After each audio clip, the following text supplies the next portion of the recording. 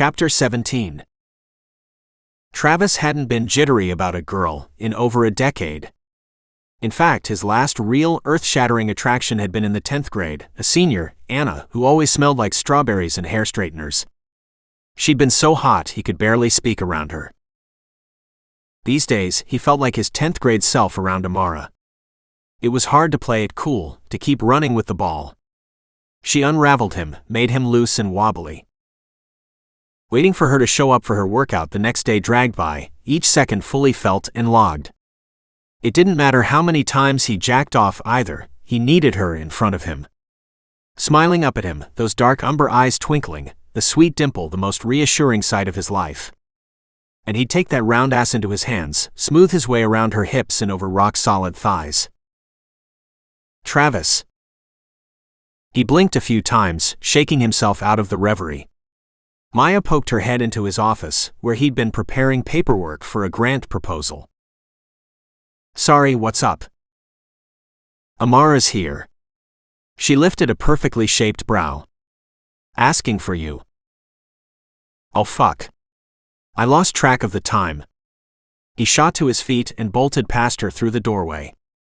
The foyer was empty. He took a few deep breaths, bending his arms behind his head, trying to clear his mind. This girl is fucking you up. Keep it cool. She emerged from the locker room hallway a few minutes later, sauntering toward him like she had a secret. Bright pink booty shorts clung to her perfect ass, her caramel legs tapering off into shiny black sneakers. Her dark hair was up in a loose bun, and she had the whole tank top on over a teal sports bra.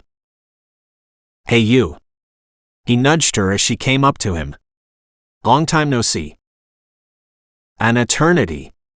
She gave him a look that made him feel like they'd been dating for years. How was your day? He kept his distance as they walked toward the weight room, willing himself to keep his hands off her with so many interested eyes around. Busy. She sighed as they entered the clamorous weight room. It would clear out within a half hour, and then they'd be able to have some alone time. For as long as she'd allow. I met with a lot of our community partners today. Like who? He led them toward the corner for warm-ups. A couple hospitals, a homeless shelter, and a handful of clinics. Sort of like relationship building. I bet you're good at that. He cracked a smile, loving the way her confident gaze turned shy. Yeah, I think so. So touching base or something else? Mostly touching base.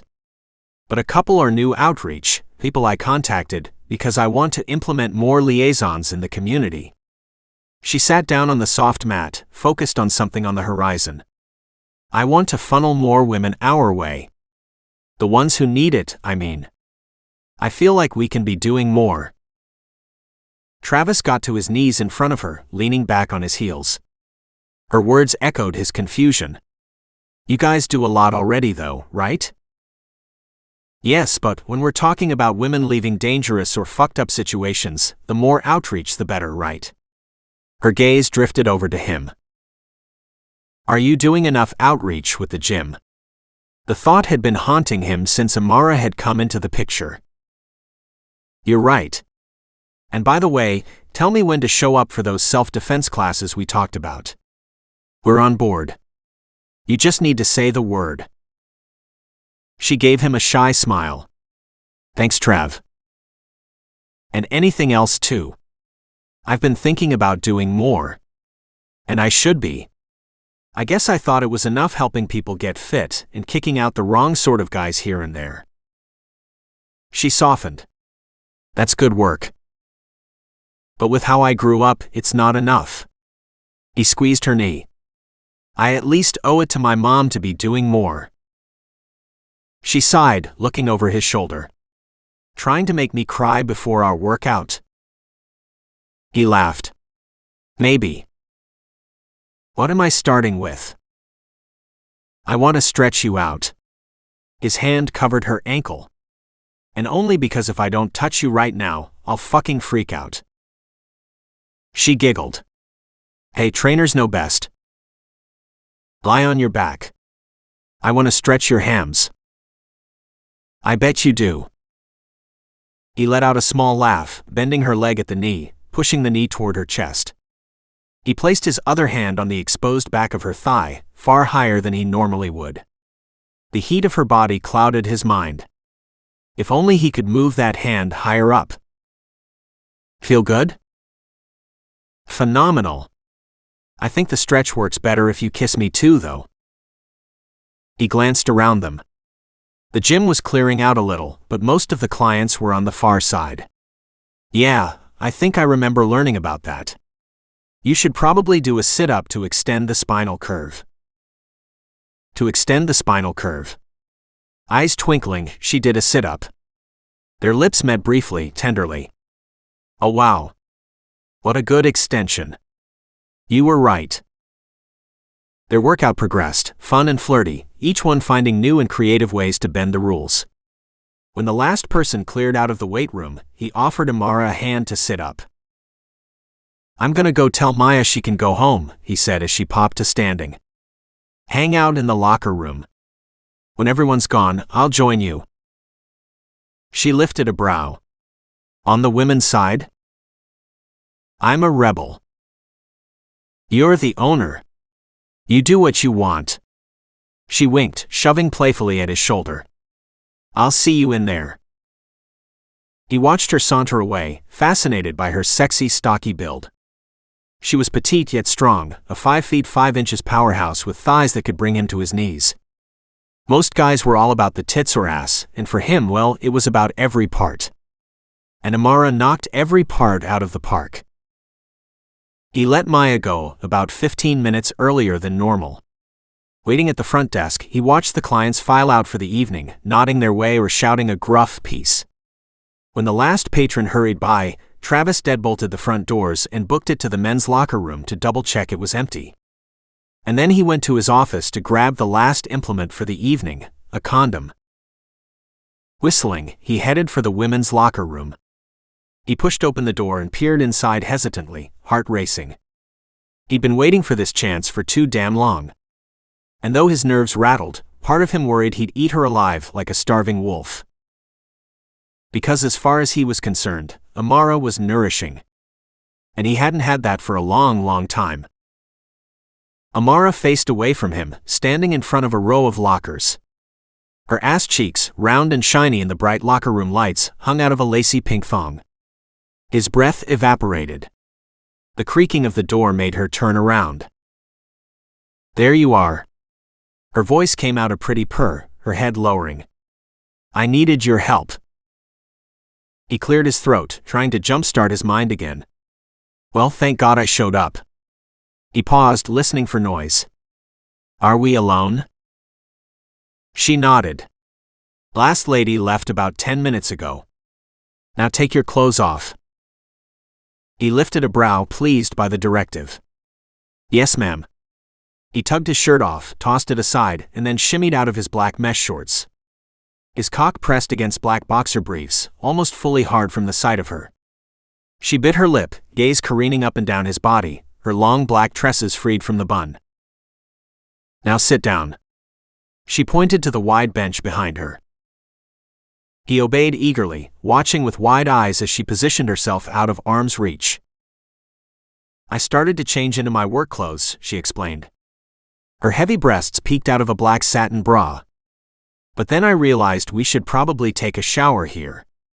Will you help me take my bra off? He cracked a grin. A likely story. But this was like dessert, better than 1,000 cheat days combined. Babe, like you even need to ask. Travis reached for her, snagging her at the waist. She giggled as he pulled her into him, pressing his lips to her lower belly, taking a bite of the soft flesh there. Her fingers found his hair, running over his scalp and down the back of his neck, digging into the ridge of his shoulders. I love these, he murmured, snagging his fingers on the thin waistband of her panties. Did you wear these just for me? Him. Her palms traced the width of his shoulders, over the curves of his biceps. I've been waiting to show you. His kisses drifted over her low belly toward her hip. He grabbed big handfuls of her ass, sucking at his teeth. His cock strained at the fabric of his briefs. He nuzzled the crotch of her panties, desperate for the smell of her. "Travis." Her voice came out breathy, barely there. He kissed her mons over the panties, exhaling as he lowered his mouth, nipping where her clit was. She shuddered, eyes drifting shut. He dragged his tongue over the cleft of her pussy, the grip on his shoulders tightened. "Take your bra off." He nuzzled her pussy again, growling into the sweet heat there, desperate to rip the thong in half and devour her, get drunk on her scent and sweetness. He kissed his way up to her lower belly again. She watched him with hooded eyes, lips pursed. "You're too much." She turned, moving her hair over her shoulder, looking back at him. "Can you get it?" He grabbed at her hips, yanking her closer. He took a bite of her hip, and then moved his fervent kisses over her ass cheeks. "Fuck, Amara."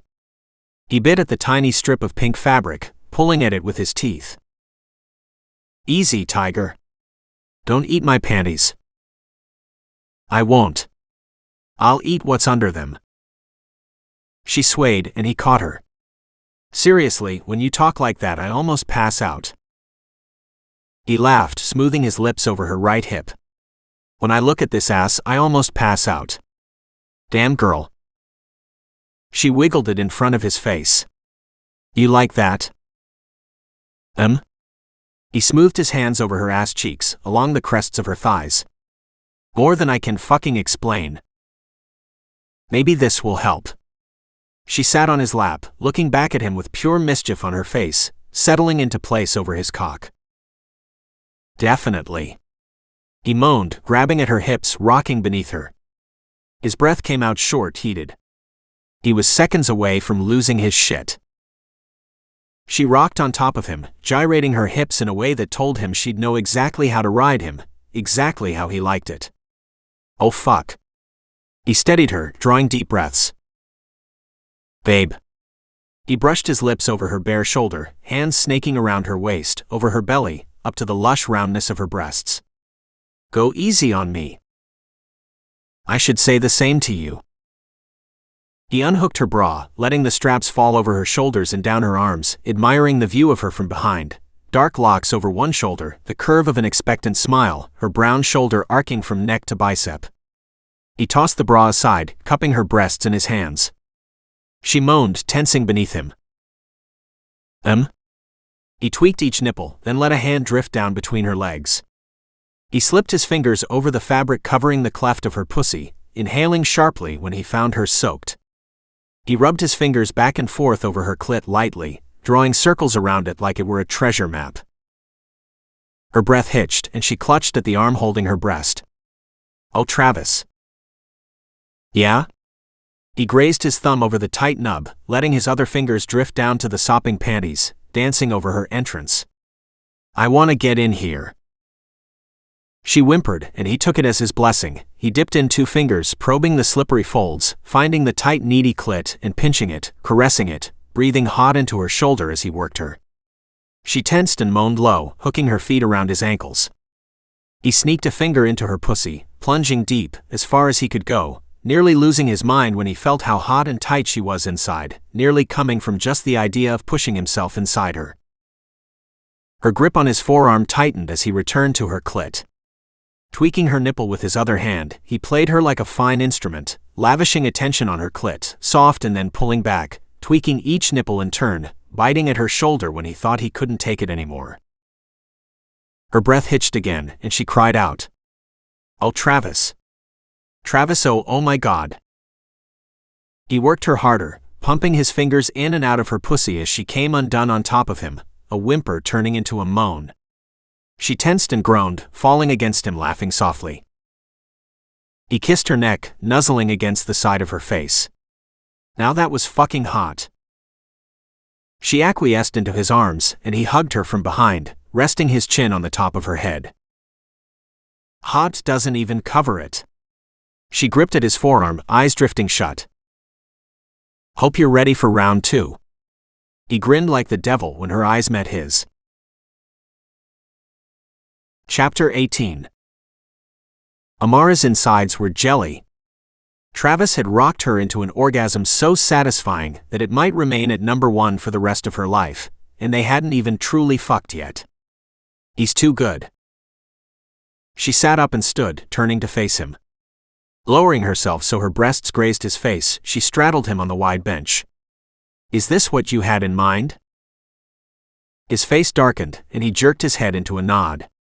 Exactly, babe. He buried his face in her cleavage, sending shivers through her. Travis wasn't what she'd expected. Men like him often relied on their good looks as the main source of sexual inspiration, and then failed miserably in bed. She'd been with a couple on the East Coast, and there was nothing more disappointing than ripped dudes with no idea how to work a vagina. But Travis? He wrote the book on sexual attentiveness. He licked each nipple, and she hooked her arms around his neck, letting her head loll back. This wouldn't be easy to forget. I want to be inside you, he murmured. You're so fucking wet, Amara. He snagged her lips in a kiss. You do this to me, she breathed as his kisses trailed down her neck. It's your fault. He nipped at her earlobe. Guilty. He rocked beneath her, steadying her at the hips. The sight of his abs, flexing and flinching below her, made her breath evaporate. He tugged at her panties. Take these off. She rose to standing, a little unsteadily, grabbing onto his shoulders with a giggle. He helped her push down the scrap of fabric, eyes soldered to the tiny patch of hair on her mons. He inhaled sharply and then pressed his lips to her pussy, tongue seeking out the sensitive nub, making her knees buckle. He caught her, dragging his lips over her lower belly. Sorry, she whispered. I can't. He grinned up at her, fire in his eyes. He tugged his boxer briefs off, tossing them aside, never moving his gaze off her. His cock stood at attention, far thicker than she'd dared to imagine, his cockhead swollen and red. She drew a shaky breath, sinking back on top of him, straddling his narrow hips, his cock mere inches away from her pussy. Finally, she murmured, they meet. She let the tip of his cock graze the lips of her pussy, and then reached out for it, smoothing her fingers over his head down the long, hot shaft. He moaned low, grabbing a handful of her ass, tensing beneath her. Hang on. He reached for his shorts, tugging them closer, and dug around in a pocket. With a grunt, he revealed the prize, a shiny new condom package. Good boy, she purred, smoothing her hands over his chest. I brought one too, but it's all the way over there. He ripped it open with his teeth, and then rolled the latex over his cock. She watched, fascinated by the sexiness that oozed from him at every step. When he was sheathed, he tugged her into his arms, pressing his mouth against hers. They kissed desperately, sloppily, Amara whimpering as the kisses grew more urgent, more passionate. When they broke for air, she positioned herself on top of him, digging nails into the rock-solid arc of his shoulders, and then he helped guide her down, his cockhead finding the slippery entrance immediately. She gasped as he wiggled himself into place and eased down slowly, her primed pussy ready for him but still needing to adjust to the girth. Her eyes fluttered shut as she took him, all of him, burying him to the hilt. He groaned, eyes pinched shut. Fuck, Amara. When he could go no farther, she rocked in a circle on top of him, moaning low, testing the fit. Like a fucking glove. He drew a sharp breath, fingers pressed into the softness of her waist, and she started riding him, exactly as she liked. She made wide circles, arching her back, knocking her clit against the base of his cock, letting the passion overwhelm her and completely drown her. Travis matched her rhythm from below, rocking against her, increasing the friction, his arms encircling her as their rhythm turned to bucking, fervent and unhinged. She gasped as the pleasure escalated yet again, starting the steady march upward only to push her off the precipice. She hooked her wrist behind his neck as they fucked and rocked and bumped and moaned, heat colliding with passion in her core. Oh Travis, I'm coming. She whimpered and felt the static explosion begin, waves of pleasure roiling hot and fast through her. She screamed, and Travis tightened his arms around her, biceps bulging, her breasts smashed against him as she came, body convulsing in his arms as wave after wave assaulted her, his cock throbbing inside her pussy to the tune of her orgasm. He moaned into her chest, arms still tight around her. She collapsed against him, spent from the climax, head lolled onto his shoulder. Holy shit. His voice came out weak, almost foreign at her ear. "You got that right," she mumbled, unable to even lift a finger. They stayed like that, him holding her tight, her body limp and useless after coming undone in his arms. After a few moments he shifted, his cock slipping out of her. "Holy shit," he said again. He smoothed his lips against her forehead. Their gazes met, something raw and unknown swirled there. Confusion made lazy circles inside her head. That had not been casual one-time sex. That was explosive, meaningful, life-changing sex. She found the energy to trail her fingertips over his waist, lulled by the rhythm of his breathing. Orgasms like that, in his embrace, were not accidents. But now wasn't the time to analyze. For now she wanted to bask. "I don't want to move," she whispered. "Me neither." "Travis." "I know." She cracked a grin. "But I didn't even say anything yet." "I know what you're gonna say," he said, "and I feel the same." She giggled. "What was I gonna say?" "That was the best sex you've ever had." "Fuck. You're right. How did you know?" He shifted beneath her, his embrace never loosening. "I've never come that hard in my life." His admission stunned her. Something so tender and vulnerable, and admittedly sexy, coming from his mouth felt like a victory. "Oh, Travis." She sighed, nuzzling into his neck. "We're in trouble." The two of them lounged on the bench until Travis's butt went to sleep. Then they took a lazy shower together, Travis insisting on soaping her body from head to toe, his hands lingering on what she'd learned were his favorite parts of her thighs, her ass, her breasts, especially the V between her legs.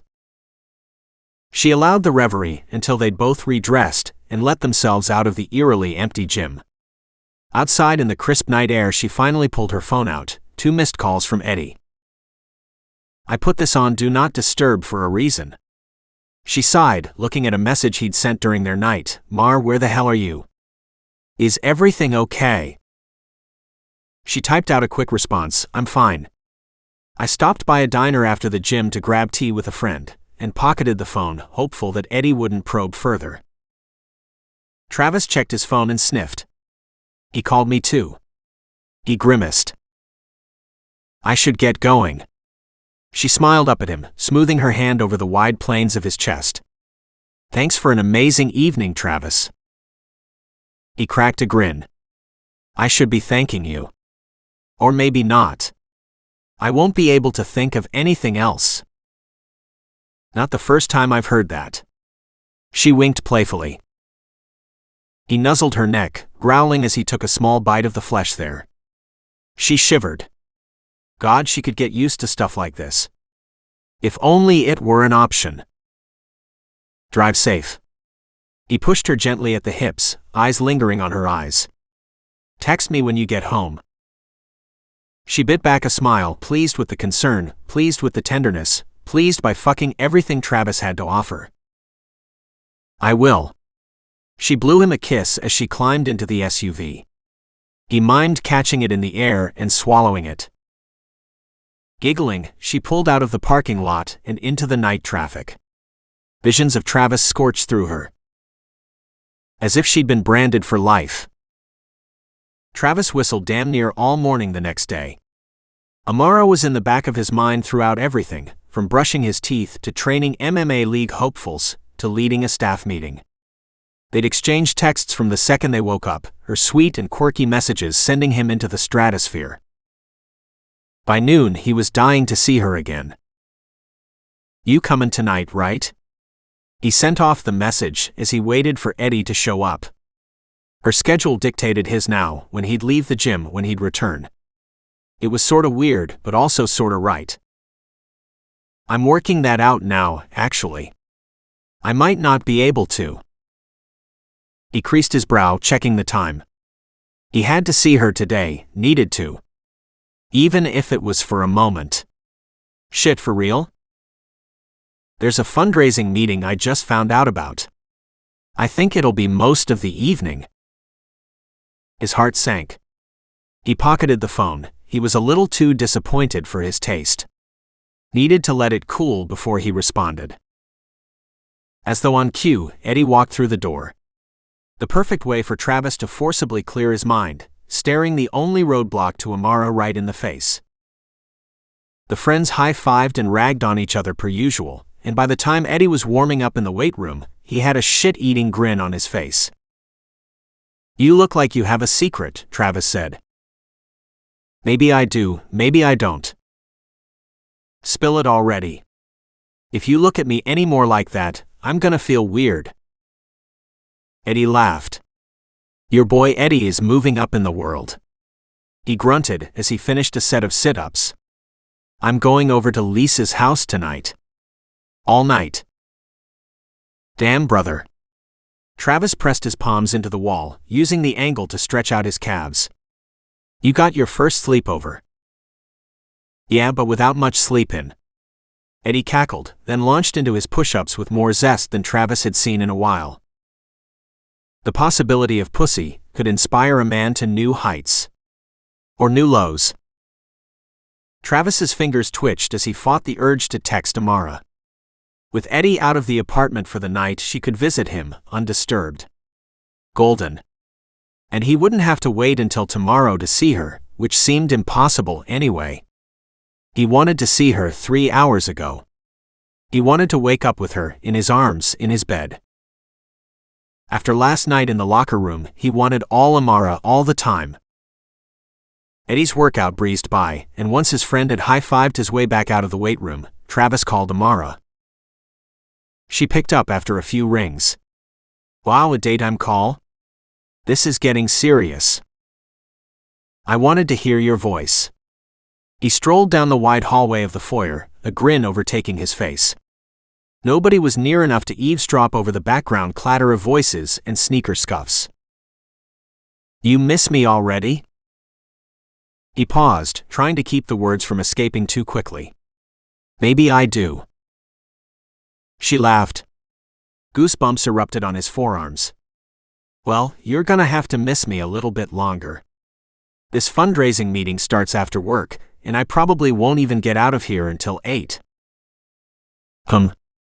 He paused at the front door, looking out at the rows of cars in the parking lot. "Why don't you come to my place afterward?" "Oh, that would be a bad idea. Eddie texted me earlier and said he's going to your place tonight." Travis's grin grew wider. "But he's not." "He told me he is," she said. "If I show up there when he's there." "He's not coming over tonight. I swear to God." "How do you know?" "We just talked." She paused. "Are you sure?" "Babe, he's not coming over." He lowered his voice a little, trying to imagine her pressed against him, the sweet scent of her hair. "He's spending the night somewhere else." She gasped. "What? Does he have a girlfriend?" "No, well, I don't know. But he won't be at my house." He stepped aside as a few gym-goers opened the door. "Which means you need to get your sweet ass there after work. I'll have dinner waiting for you." She let out a small murmur of appreciation. "Really?" "Count on it. I'll see you tonight." He hung up, excitement swirling impatiently inside him. The hours couldn't move fast enough. But beneath the chaotic layers of excitement, something else lurked. Doubt. Whether she would show up, or whether Eddie might show up.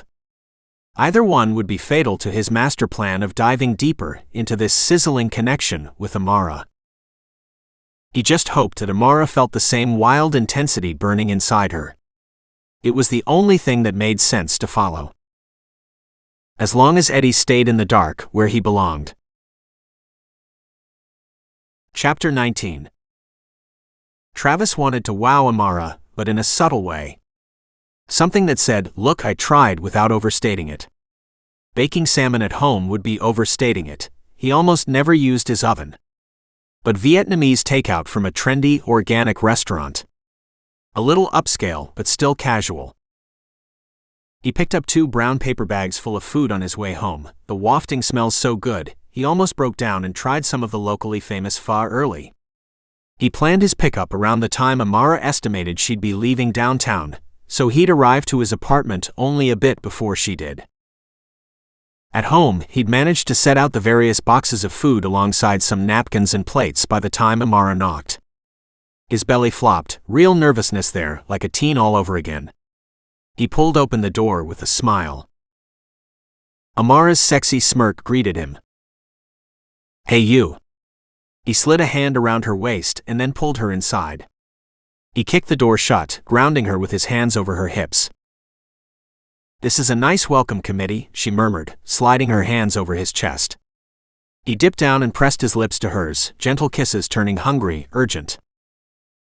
He let out a low moan and backed her up to the door, hoisting her against it, locking her ankles behind his back.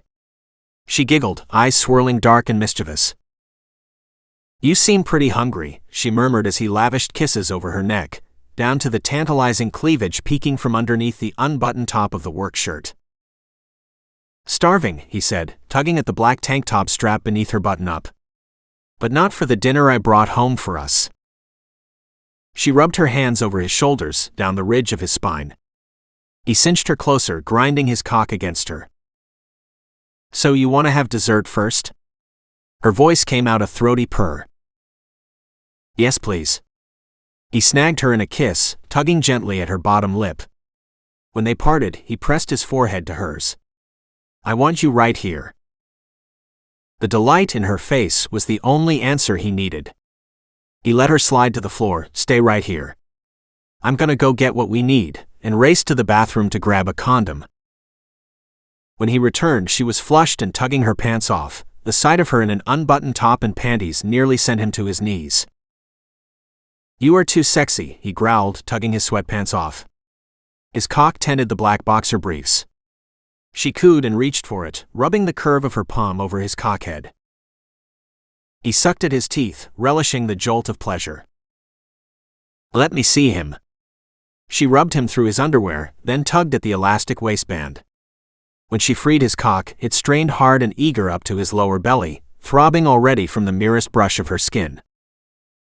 "Even your dick works out." She smirked, fisting the length of him. He laughed, cupping the side of her face, snaking his fingers into her hair. He grabbed a small handful of hair at the back of her head, tilting her head up so she could look at him. He dragged his lips over hers, loving her sweet scent, the hint of perfume, the intoxicating drug of her nearness. She slid her hands under his t-shirt, yanking it upward. He tugged it off and threw it aside. A small sigh escaped her, fingertips making trails over his pecs. He tore open the condom with his teeth and rolled the latex over his cock, grunting as he covered the final inch. "I've been waiting for this all day," she murmured, running her palm over his bicep, up and around his shoulders. Grabbing big handfuls of her plump ass, he hoisted her, eliciting a gasp. She giggled and locked her ankles behind him again, his cock pressed against the heat of her pussy, her panties the only barrier. "I didn't take my panties off," she whispered, trailing kisses over his jawline. "I want you in your panties," he growled, nipping at her earlobe. She shivered in his arms, and a new wave of desire crashed through him. He wanted her in her panties, in her clothes, and no clothes at all, before work, during work, after work. There hadn't been a moment that passed without Amara in his mind somewhere. He wanted all of her. All the time. "Fuck me." Her chest heaved and she wrapped her arms around his neck, arching against him. "I need it, Travis." He ran a thumb over the cleft of her pussy, the moisture staining the fabric of her panties. He pushed the fabric aside, slipping his fingers over and around her clit, then lined himself up. Her breath came out ragged at his ear as he pushed himself inside her, inch by languorous inch, her hot pussy walls stretching to accept him as he eased deeper. She dug her nails into his shoulders, which sent fire racing up and down his body. He pushed deeper, burying himself to the hilt, and let out a low groan, pleasure blanketing him, making him dizzy. He started a slow grind, their pelvises knocking as she rocked beneath him, the grip on his shoulder tightening as their pace quickened. She whimpered, clenching her thighs around his waist. He trailed his hands up and down the length of her thighs, and then took a fat handful of her ass, steadying her against the door as he fucked her, harder and faster as the need overcame him. She let out a throaty moan, one that nearly pushed him over the edge. Their bodies pounded against the door in a frantic rhythm. Somewhere deep inside where his rational mind had escaped to, he wondered if the neighbors might hear or if someone walking by in the hallway might complain. But it didn't matter, not when Amara was in his arms, her silky heat wrapped around him, urging him higher and faster and harder, her sweet breath in his ear asking him for more. Pleasure coiled densely inside him, and then as he thrust again it popped like a cork, a warm rush filling his insides. He groaned into her shoulder and thrust again, legs trembling as he came. When he looked at Amara, she was flushed, with fiery eyes. Her breath came out ragged, and she pinched her eyes shut. "You came so fast." He brushed his lips against her cheek. "It's you in those panties. Did you come, babe?" She leveled him with her gaze. Realization seared through him. "I'm not done with you then." He grinned, tossing the condom before reaching down to yank up his boxer briefs. He walked to the couch, Amara still in his arms. She giggled, hanging tightly around his neck, and he lowered her onto the edge of the couch, her pussy peeking out from the crotch of her panties as her legs fell open. "This is the real dessert." He kissed his way up her inner thigh, up to the wet fabric of her underwear. She moaned as he nuzzled her pussy, her fingers knotting in his hair. He pushed aside her panties and sucked at her clit. Her pussy was swollen and juicy. It wouldn't be long before she came. He lapped and sucked and kissed her clit, snaking 2 fingers into her slippery entrance, moaning as he worked the slick canal. Her breathing hitched, the grip on his hair tightened. She arched her back, and he went faster, caressing the tight nub with his tongue until she let out a cry and clamped her thighs around his shoulders. He eased his fingers out, placing a gentle kiss on her throbbing clit before replacing her panties. Chest heaving, she stared at the ceiling, a look on her face that told him she was a million miles away. "I think now it's dinner time." He bit the inside of her thigh gently, and she giggled, pushing herself up on an elbow, her eyes swirling with something unknown. "Dessert exhausted me. In the best way possible." She smiled lazily. "What did you get?" "Something delicious." He helped her come to standing, steadying her when she wobbled. She clung to his bicep. "But maybe it got cold since I couldn't control myself." "That's why they make microwaves," she said. "So you can fuck before dinner without consequence." He laughed, heading for the bathroom to clean up the condom he'd tossed. When he came back, Amara was sitting on a stool at the island, peering into a to-go container. In just her panties, unbuttoned work shirt, flyaway hair and all. His cock twitched, she was too sexy. He might not make it through dinner at this rate. And he wouldn't be able to let her go now that she was inside his apartment. "You sure you're cool with spending the night?" he asked. "With your mom and all?" "Yeah. I think she's kinda relieved to have her house to herself for a night. Not gonna lie, she sorta pushed me out the door when I told her I had plans with a gentleman friend." Travis smirked. "Good. Because now that you're in here, you're not leaving." She sent him a grin that made his chest tight. "This looks good," she said, swiping a spoon through the pho. "Did you get that spicy sauce?" "This stuff?" He reached for a packet that said Nook Jum. "They said I had to have it." "Yes." Her eyes lit up. "Oh my God. Vietnamese was the best idea." He split up the various entrees he'd selected between their 2 plates, then poured the pho into its own bowl. Chopsticks in hand, he attacked a small pile of noodles first. Amara hummed happily as she chewed. "I feel like I'm in an alternate universe." "Why's that?" "I never once imagined I'd be eating dinner in your apartment, in our underwear." He laughed as he realized he hadn't put his sweatpants back on. Had he ever felt so comfortable with a woman, and so soon? There was something thrilling about it, eating takeout food in their underwear on her first solo visit to his place. "That's a good point," he said. "I never thought it would actually happen. But I sure thought about it." "Really?" Her eyes widened. "You fantasized about eating pho in our underwear?" "Not eating pho. But everything else. He laughed, feeling his neck get hot. She eyed him with a smirk. Bad boy. He slurped at the soup, relishing the way she gobbled him up with her eyes. Travis felt plenty adored in his life by women, strangers, gym-goers, and even other fighters, but there was something different in Amara's gaze. It wasn't just lust or physical admiration. It was like she appreciated all of him, down to the core. Especially the parts hidden by the muscles and the fighting. Something about her just clicked. And he didn't just want more of her. He wanted all of her. Chapter 20. Amara nestled into the puffy down comforter, grinning as she watched Travis strut around his room like an off-duty underwear model. They were officially winding down for bed, but every 5 minutes they got distracted with fondling, or stories, or kisses. I'm turning off the lights now, he warned, narrowing his eyes at her. Don't you dare try to stop me. Yes, sir.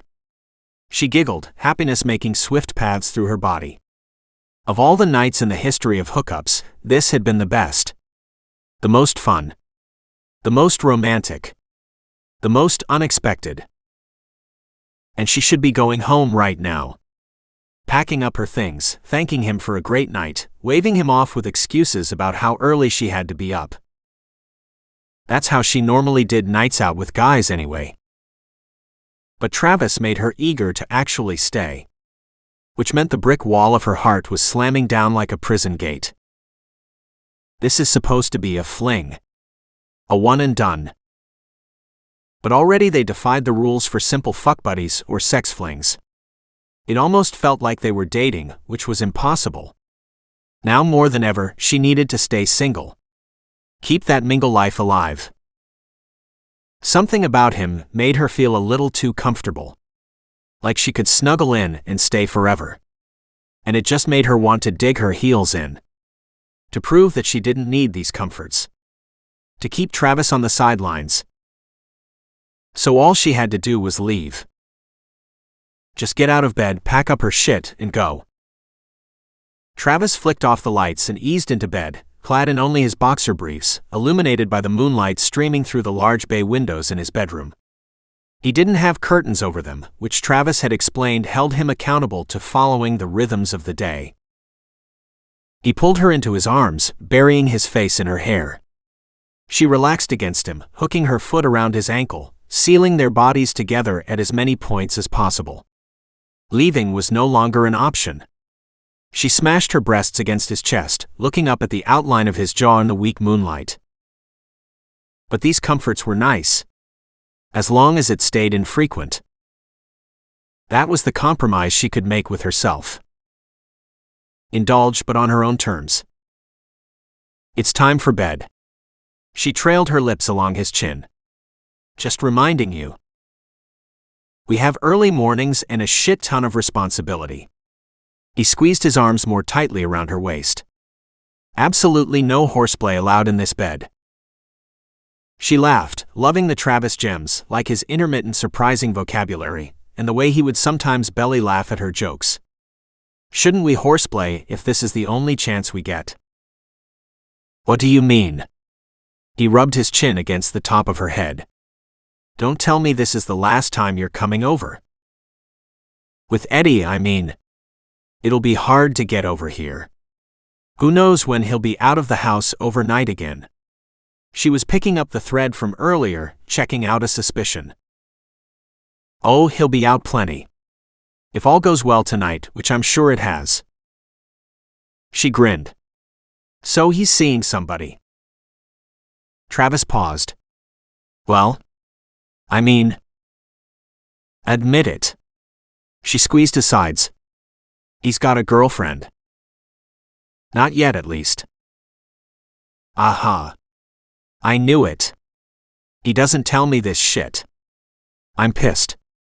Not only does he act like the personal keeper of my chastity belt, he lies to me about his own dates. She huffed, pressing her forehead against Travis's chest. The warmth of his skin instantly soothed her. Is she a cool girl? Yeah, I think so. Travis shifted, his big hand stroking her hair. I met her, but I dunno, I barely talked to her. Better than his ex, right? Yeah, I think it's safe to say that. Amara sighed, nestling against his chest. The murmur of his heartbeat was a reassuring rhythm. Everything about this man felt strong and secure. The perfect place to curl up and let the world drift away. Her eyes fluttered shut. You still on Tinder? Travis's question made her eyes pop open. Yeah, why? His stroking slowed. Just curious. After a few moments of silence, he said, You going out with anybody else? Delight blossomed inside her, rippling through her body like fire on kindling. Nope. Haven't found anyone interesting. Why? He tutted, shifting against her. You know why? She couldn't fight the grin that crossed her face. Well, are you out and about on the field? You know, getting cozy with your clients and whatnot. Definitely not. That's hard to believe. She let the words pop out of her mouth before she could think better of it. Way to be rude, Amara. Why? The question came out hard, rimmed with tension. My brother says you're the white version of Don Juan, Amara said, snickering a little. And I mean, look at you. Why wouldn't you be? He sighed. I used to be. Oh. She tilted her head to look up at him. He pulled back, his gaze finding hers. Something heavy hung between them, the tension before a confession, the atmospheric shift that accompanied digging down a few layers deeper into somebody's soul. I'm not gonna lie. I used to be a big player. Man whore, she said, grinning. Whatever. But I dunno, since I opened the business, shit changed. I grew up. I don't want a different girl every week. I'm not using steroids anymore, trying to fuck my way through the scene just because I'm on the UFC schedule. I don't give a shit what people think about me anymore. How much of a man I am. I want to chill. I save all my energy for the business. Your priorities shifted, she added, letting her fingertips caress the stubble of his cheek. That's a good thing. And I've never slept with any of my clients, he added, smoothing his lips over her forehead. I expect professionalism, you know. Giddiness coursed through her. But you'll fuck in the locker room, she whispered, trailing her tongue under his chin. That's different. He grabbed handfuls of the soft flesh above her hips. You're an exception. Am I? Him. He nibbled at her earlobe. When's the last time you hooked up? He paused, his breath coming out hot at her ear. A long time. How long? Like over a year. She laughed. That was almost ludicrous for a man with his abs. They were practically magnets, and every woman in a 5-mile radius pure scraps of ferrite. Are you serious? Yeah. He relaxed, nuzzling her neck. Like a year and a half, actually. No wonder you're so starved for it. She smoothed her hands over the ridge of his shoulders. There was something incredibly satisfying in knowing that she was receiving the most special fruits of his abstinence, like a wine saved for her. Even though that was ridiculous too. I was waiting for the right girl to show up. He rolled over, pinning her to the bed, his eyes glinting. And here you are. She giggled, lolling her head back as he trailed kisses down her neck and down the valley of her breasts. She'd have to fight hard not to let those words sink into her, because oh, how they satisfied something deep and hungry inside her. Looks like it's time for some horseplay. Just a little bit, he said. And then we'll be responsible adults again. But Travis's words echoed through her, even though she fought to ignore them. He was practically a knight in shining armor. And she was the damsel, trying to convince the world she didn't need anything from any man. Chapter 21. The next morning, Amara woke up in a cocoon of Holt. His arms wrapped around her, his sturdy leg over hers, his manly scent of body wash and aftershave a heady mix that already made her feel like she'd fallen into the deep end over this guy. Because here was the truth: she'd stayed. Against her better judgment. Against the advice of her darkest wounds.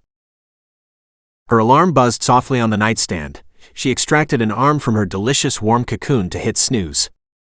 Travis mumbled into her back, his body forming a seal against hers.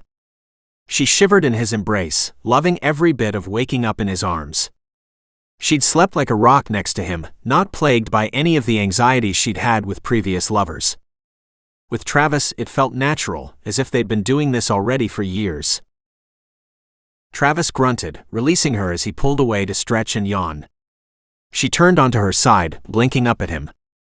Grogginess creased his face. Morning, sunshine.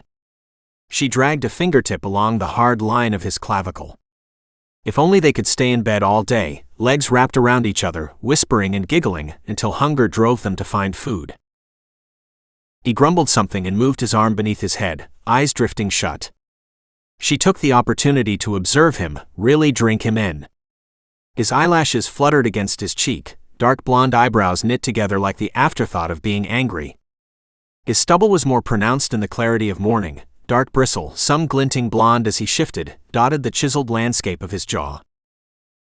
Her alarm went off again. She groaned, leaning out of bed to silence the phone. Travis's warm hands gripped the curve of her waist, pulling her back. Don't get up. His voice came out raspy and low. But I have to. She snuggled up to him, grateful for the warmth of his body against hers. Let's call off. I'm in. She wrapped her arms around his neck, rolling on top of him. I'll call your work if you call mine. A throaty laugh escaped him. He ran his rough hands over the curve of her ass cheeks, sending warmth racing through her. I wish we had time for breakfast. He squinted over at the clock. Or that I ever ate breakfast. How can a trainer not eat breakfast? She pushed up to sitting. I usually have a juice or a smoothie once I get to work. When I'm training, the diet gets strict. He squeezed her ass cheeks again, biting his lower lip as his eyes traveled over her breasts and down her belly. Did you sleep okay? Like a baby. I don't think I moved once. Good. His squinty grin made happiness blossom from deep within. Travis pinched her sides, and they rolled out of bed. Amara wandered to the bathroom, enjoying the shafts of sunlight breaking through the windows on the far wall of his living room, dragging her fingers along the high back of Travis's leather couch. In the pristine stillness of the early morning, Travis's apartment was a bright hub of tranquility. Add a massage table and a diffuser, and it could be a spa environment. After a quick pee and face wash, she meandered back into the bedroom. Travis was buttoning a pair of pressed dark gray slacks. Her gaze fell to his navel and the tantalizing trail of dark hairs that disappeared under the waistline. Wow. Pretty fancy. She pulled her hair up into a messy ponytail while she arranged her clothes. I have an interview this morning. He reached for a long-sleeve white button-up and tugged it over his broad shoulders. For what? It's pre-fight coverage. He buttoned his shirt, smirking at her.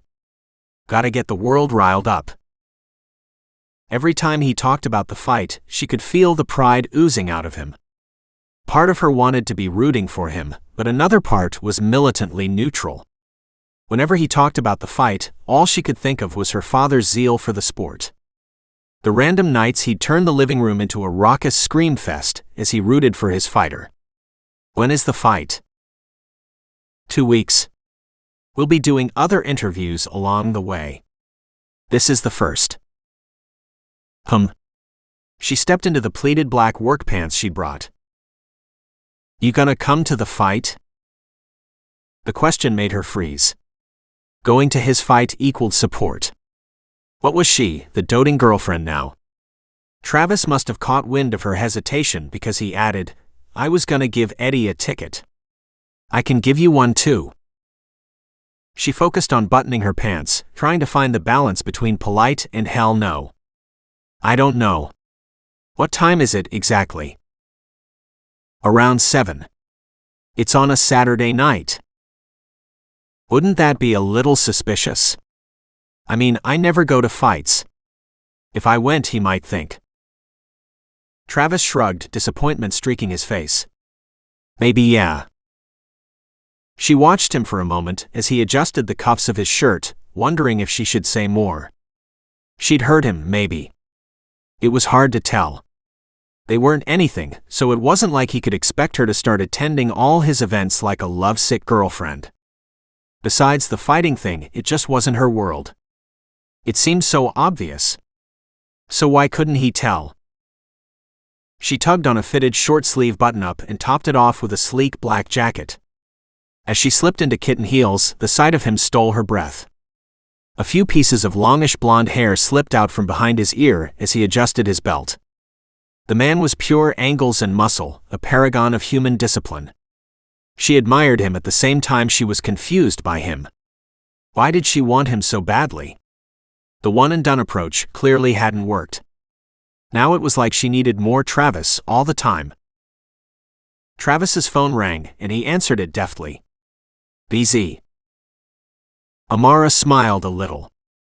Travis was silent as he listened to Eddie on the other end. Then he said, "Oh, shit. Right now?" He cast a worried glance at Amara, and immediately her insides seized up. Eddie was in trouble, or he was on his way over. Either one was bad news. Listen, yeah, just... Travis ran a hand through his hair, mussing up that perfect side part. I'm getting out of the shower, hang on. See you in a minute, bro. Travis hung up the phone, gnawing on the inside of his lip. Eddie's coming. Amara grabbed for her overnight bag. It was time for damage control, in a big way. Fuck. Why? His work clothes. He always has a spare set here, and he said he doesn't have any clean clothes at home, and he's running late to his gig. Travis rested his hands on his hips, staring at the bedspread. I'm pretty sure he's downstairs. Anxiety sliced her in two, but she took a measured breath, steeling herself to handle this. Fuck. What do you want to do? Amara felt rooted to her spot, like maybe if she didn't leave the bedroom, Eddie would never come upstairs. I'm not hiding. Good. Travis nodded. Let's tell him. I don't want to keep this a secret. She nodded. But what was this? Great. They stared at each other for a few moments until the knock sounded on the front door. Amara's stomach plummeted, and she grimaced. I'll wait in here, she blurted. Until I don't know the right time. Like she had any idea how to do this. Here goes nothing, Travis said, cupping her face in his hands. He pressed a kiss to her lips and bolted out of the room. Amara paced the bedroom, wondering what sort of exit might work best. She could jump out and yell, "Surprise, I'm fucking your best friend," or she could wander out like nothing was wrong, acting unaffected by Eddie's arrival while his jaw clattered to the ground. The front door opened. Time crawled to a standstill. Sup, bro? Eddie's voice rang shrill and foreign inside the cozy confines of Travis's apartment, shattering the sweet cocoon they'd created overnight. She went to the bedroom doorway and leaned against the molding, crossing her arms over her chest. Eddie bumped Travis's chest, grinning as he greeted his friend. His gaze skated over the kitchen toward the bedroom door. The grin slowly fell from his face. He stared at her for a few moments, eyebrows knit into a hard line. Amara. Travis rubbed at his forehead, leaning against the countertop in the kitchen. What the fuck are you doing here? Eddie glanced back at Travis. I came over here because I forgot my work clothes too, Amara said, voice finally appearing from the tight recesses of her throat. Don't freak out. Eddie scoffed. Oh please. Are you guys fucking serious? Travis bounced his fist over the countertop, avoiding Eddie's gaze. Dude, we didn't want to keep this from you. Eddie's eyes widened, like they might pop out of his head. Oh my god. Eddie, calm your tits. Amara headed for the kitchen countertop, dropping her overnight bag there. This isn't the end of the world. Your best friend is hot, okay? Things happen. I can't believe this. Travis grimaced, his worried gaze snagging hers. It would be worse if we kept hiding it from you. Like maybe you're hiding something from me, Amara said, crossing her arms. Tit for tat, huh, hermano? Eddie's eyes narrowed to slits, his gaze jerking between Amara and Travis. Not fair. Yeah, exactly. Amara slid onto one of the stools lining the kitchen island. Eddie's jaw squared as he looked at some spot on the floor. So what? You guys are dating now? Travis said yes. But Amara said, not exactly. Tension swelled in the air among the three of them. Amara nibbled on her lip, unsure what to say next. This had just been fucking between them. And it was both a relief and unnerving that Travis thought it might be more. You know what sucks? Eddie's voice came out softer, more wounded. To find out the two most important people in my life have been lying to me. Hermano, we weren't lying, Amara said. This just happened, okay? Life happens. And now you know. Dude, I'm sorry. Travis crossed his arms over his chest, looking like he'd been slapped. Eddie huffed, spinning on his heels. Whatever. I gotta go to work. He stormed across the living room, retrieving a small bag from behind the couch. Without a glance at either of them, he left the apartment, discomfort steaming in his wake. Silence filled the apartment for a few moments as Amara fought to find something to say. Eddie's reaction hurt. And more than that, she had a lot to think about now when it came to Travis. Maybe Eddie's discovery should mean the end of it. Cut her losses and move on to someone who wasn't so close to her brother, and someone who didn't inspire so many feelings. She could handle Travis as a fling. But not more than that. You want some coffee? He headed for the coffee pot. Time to ignore that awkward confrontation. I'd love some. Add some whiskey while you're at it. She finished fixing her hair in the bathroom while Travis brewed coffee. Their responses to her brother's question echoed in her head, Travis's simple yes bouncing like a scream in a canyon. Were they really dating? And last week he'd been avoiding her, acting like the smoldering embers between them were possible to ignore. The clinking of mugs and the smell of the brew calmed her, made her sigh as she wound her hair into a tight bun. If she was smart, this would be the last time she ever spent the night here. She'd gotten her fix. That had to be enough. Travis served up black coffee and creamer in 2 gray stoneware mugs. They clinked the mugs before taking their first sip. Are you coming around to the gym after work? He leaned against the countertop, adjusting the cuff of his shirt. I'll try. We'll see how the day goes. Try to make it tonight. He looked at her over the rim of his mug as he sipped his coffee. At least to say hi. She recognized the eagerness behind his words because it was the same thrum that pulsed inside her, urging to seek more Travis as often as possible. Leaning forward, she pressed her lips to his. Stars burst behind her eyes, giddiness sprang up from the core of her being. She was standing at the doorway of an immense labyrinth. And without realizing, she'd already stumbled inside. Chapter 22. Travis spent the slow car ride to the local TV station fighting nerves which hopped like water on a live wire. A fucking punching bag would help right about now. Maybe he could spar with his opponent live on air. That might get some people ramped up for the fight. Give them a little taste of what could come. Or he could flip his chair and storm out of the interview early, give them some theatrics to look forward to. He'd had the worst morning imaginable in terms of readying himself for the promotional debut. With 2 weeks left until the big fight, he needed to be in top form. The sips of coffee that morning jolted through him too, pushing his nervous stomach into a fist. And no matter how hard he tried, he couldn't stop hearing Amara's response to Eddie's question in his head. Not exactly dating. So what exactly were they doing? Call him crazy, but the last few days made things startlingly clear for him. Amara was meant to be with him and only him. Fuck that Tinder shit. Fuck the obstacles. The biggest one, Eddie, was out of the way. What was holding her back? Travis gripped the steering wheel, confusion searing through him. Waking up with her in his arms had left no room for doubt. It was the kind of thing he couldn't even explain.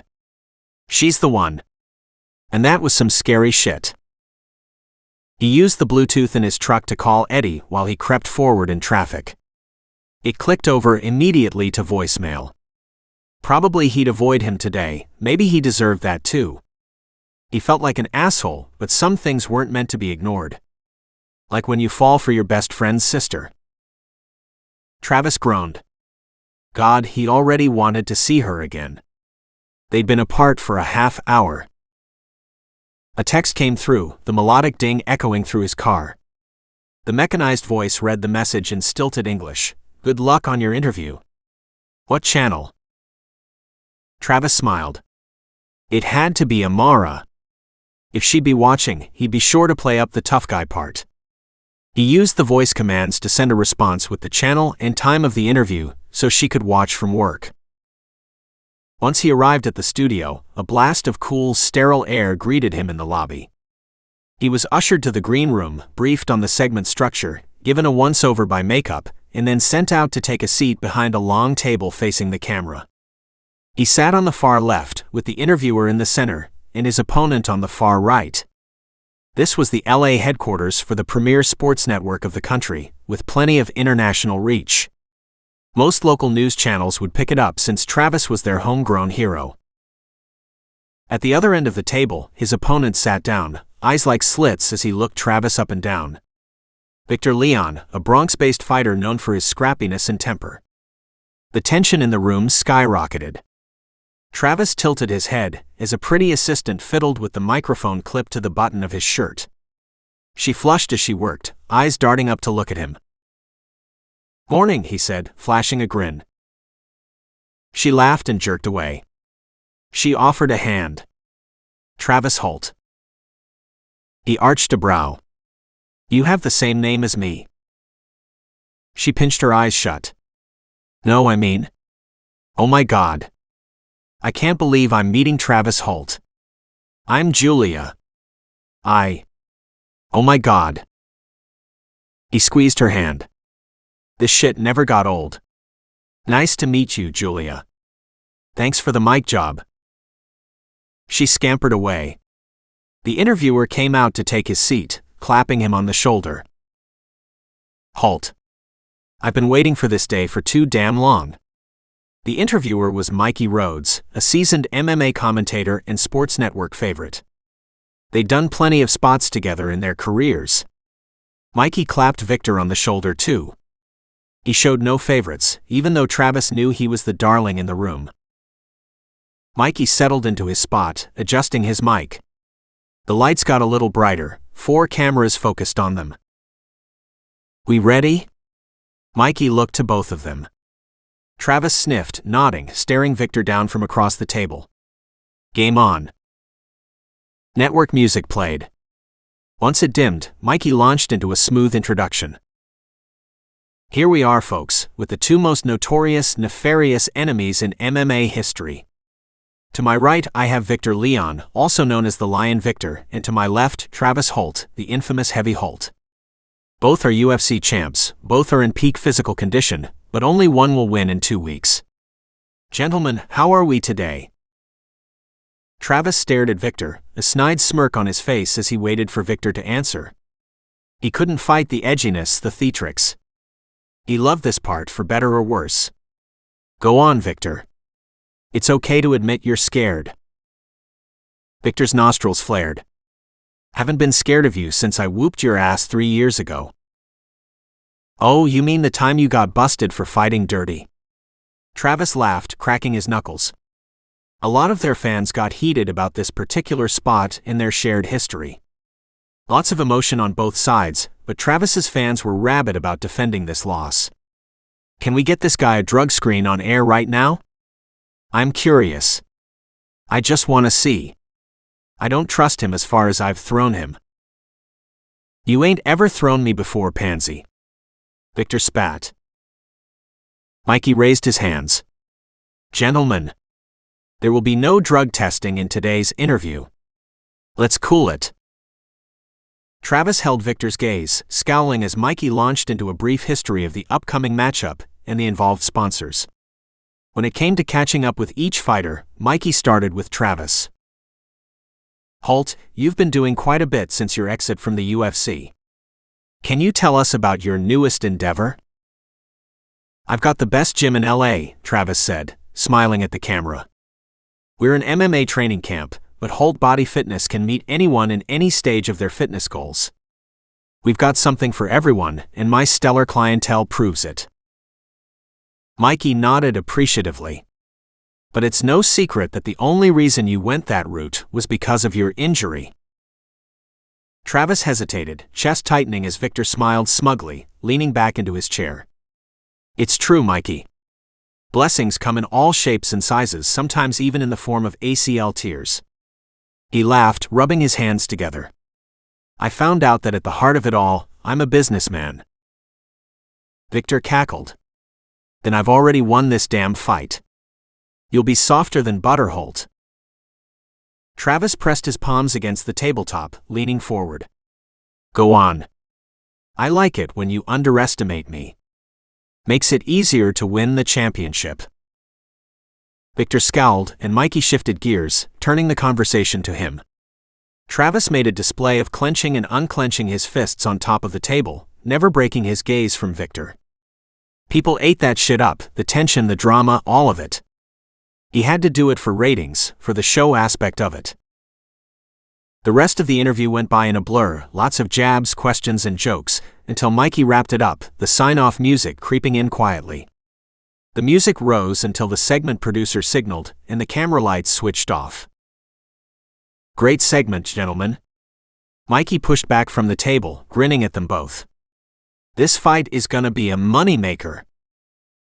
Travis bumped his fist as Mikey strolled off the set, then stood heading for Victor.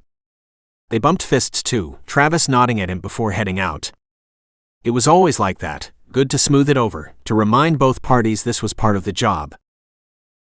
Outside the studio in the bright, late morning air, Travis whistled on his way back to his truck. With the first interview down, the wheels were in motion. He couldn't wait for Amara to see it, see what she thought. Almost all was right with the world. Now he just had to make sure his best friend wouldn't hate him forever. Chapter 23. Amara almost missed the TV spot later that day. Her colleague had needed assistance with a new intake, a bruised and feeble woman named Jessica who'd just managed to escape a 5-year abusive relationship.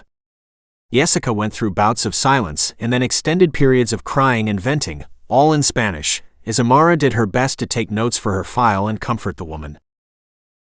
Jessica was on her way to safety and recovery, but still feared for her life. Her ex had been deep into the fighter lifestyle, she'd said. An MMA extraordinaire. And he'd used all his training against her. Amara returned to her office to complete the paperwork, just in time to catch the spot. But she searched for the interview with a knot in her gut. What the hell was this morning? Jessica's story hung heavy on her shoulders. It was a warning, a sign, or maybe something else. A curse. While she messed around with Travis, everything would lead back to the sport that held her an ambivalent hostage. She gnawed her lip as she navigated to the sports network, clicking on the free live stream. The computer buffered for a moment, then commercials began blaring. She let it run in the background as she continued with her paperwork, glancing up every so often to check if Travis might have appeared. Upbeat theme music sprang to life. The show was beginning. She pushed the papers aside, bringing the laptop closer to her face. A shot of a well-groomed sportscaster opened up, and then the camera panned to Travis and his opponent. She didn't even hear the other guy's name. Her heart nearly stopped when she saw Travis, devilishly handsome and masculine, smiling like he knew exactly how to work the cameras. Her heart drummed between her ears, the truth sinking in for the first time. He's a celebrity. He's on the most popular sports network in the country. This is serious. She watched in a daze, blinking when Travis and the other guy got aggressive with each other. Insults were tossed like candy. Was this normal? That sneer on Travis's face sure wasn't. And it didn't look entirely like it was for show either. Amara clutched at the edge of her desk, barely breathing as the interview went on. Travis was like a different man, one she'd never met. She barely recognized him. Cocky, aggressive, snide. Still hotter than hell, all the qualities somehow sharpened by the high definition of the show, like they came through the screen at quadruple the power. When the segment ended, she X'd out of the sports channel, letting silence fill the office. Nothing made sense. She was hornier somehow, but also deeply confused. Something archetypal appealed to her, something to which she didn't entirely consent. The way exposed Victoria's Secret models could snag anyone's attention, even if people didn't believe women had to be a size 0. Travis was the same way. His cockiness and overflowing masculinity snagged her, but in a way she wished it didn't. Yet Travis blasted it across the airwaves, reinforcing that to probably thousands of young boys, lapping him up like a new soda. Boys like Jessica's ex, who'd seen that and chugged it. Amara swallowed hard. But Travis isn't like Jessica's ex. She let her head fall into her hands. First Eddie, now this. Nothing really made sense anymore. And the most confusing thing was that, despite it all, she only wanted more Travis. Amara let herself into the apartment later that evening with a sigh of relief. Home at last. The living room was dark, lit only by the glow of the television. Her mama turned in the armchair to greet her. Amara. Por Dios, un día largo. I know, Mama. I had a lot of work. She dropped her purse and overnight bag and bent over to embrace her mama while she sat in the chair. The scent of her was comforting, making a swell of emotion rise up. You are working so hard, being such a good activist. Pride showed through Mama's voice, tears pricked Amara's eyes. A frothy mixture of love, gratefulness, guilt, and sadness. Everything about her future came from trying to avoid the mistakes of the past. And that included pickiness with men. Or more like aversion. She wouldn't repeat her mother's pain, not even anything similar. I'm trying. She squeezed her shoulder and stretched out on the opposite couch. Have you eaten yet? I had a little snack, but I'm not very hungry tonight.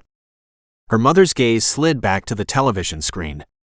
In the glow, she looked older, garishly illuminated by the dancing colors. Like the chemo was aging her tenfold. I'll make us something, even though it's late. She checked her phone, 8:20 p.m. The long days were taxing but worth it. Almost 12 hours at the job was something she could do only when in love with her position. Was Eddie home already? He came back in the afternoon. He's in some sort of mood today. She groaned as she roused to standing, her body wanting to stay sprawled on the couch until morning. Preferably in Travis's arms again. Though who knew when would be a good time to venture back over there. The fence with Eddie needed mending first. And then she had to figure out what the hell Travis even meant to her. She wandered into the kitchen, perusing the cabinets and fridge until she found a tasty, easy meal to whip up, soft-shell tacos with leftover veggies and guacamole. She served up 2 for herself and 1 for Mama, in case she had any appetite, and returned to the living room. Miguel came over yesterday to drop off some tamales. Did you see them in the fridge? No, I didn't. How nice of him. Miguel was a family friend who, in the earlier years, had been like a stand-in father for her and Eddie. He had never married, and was the most stable fixture in their childhood once their father walked away. Whatever friendship they had, it was still going strong. Those are the relationships that count. An idea percolated through her as she chewed. Why her mother had pushed her out the door so fast. So Miguel came over last night, huh? Mama nodded. Should I have been calling him Stepdad Miguel this whole time? Mama tutted, but color crept into her neck. Made more noticeable by how pale she'd gotten from treatment. Amara. Just curious. You pushed me out the door so fast last night I practically fell over. Miguel is just a very good friend, Mama reiterated. Like the friend you went to see last night. If that was an admission of romantic intent, it was the most she'd get. Though her mother had been raised in a conservative home in rural Mexico, she had an openness with Amara that ran contrary to the rest of their family. Spending a night out of wedlock with a man wasn't so dramatic and evil as other relatives might believe. In fact, Mama often encouraged non-traditional behavior because she always said, "Look where following the rules got me."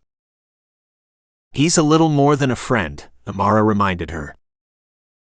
Excitement shone on her mama's face. So tell me more about him. Is it serious yet? She gnawed at her lip, struggling to find the right words. I'm not sure where it's going. I think my daughter wants to fall in love. Her mother's eyes sparkled as she brought the taco to her mouth.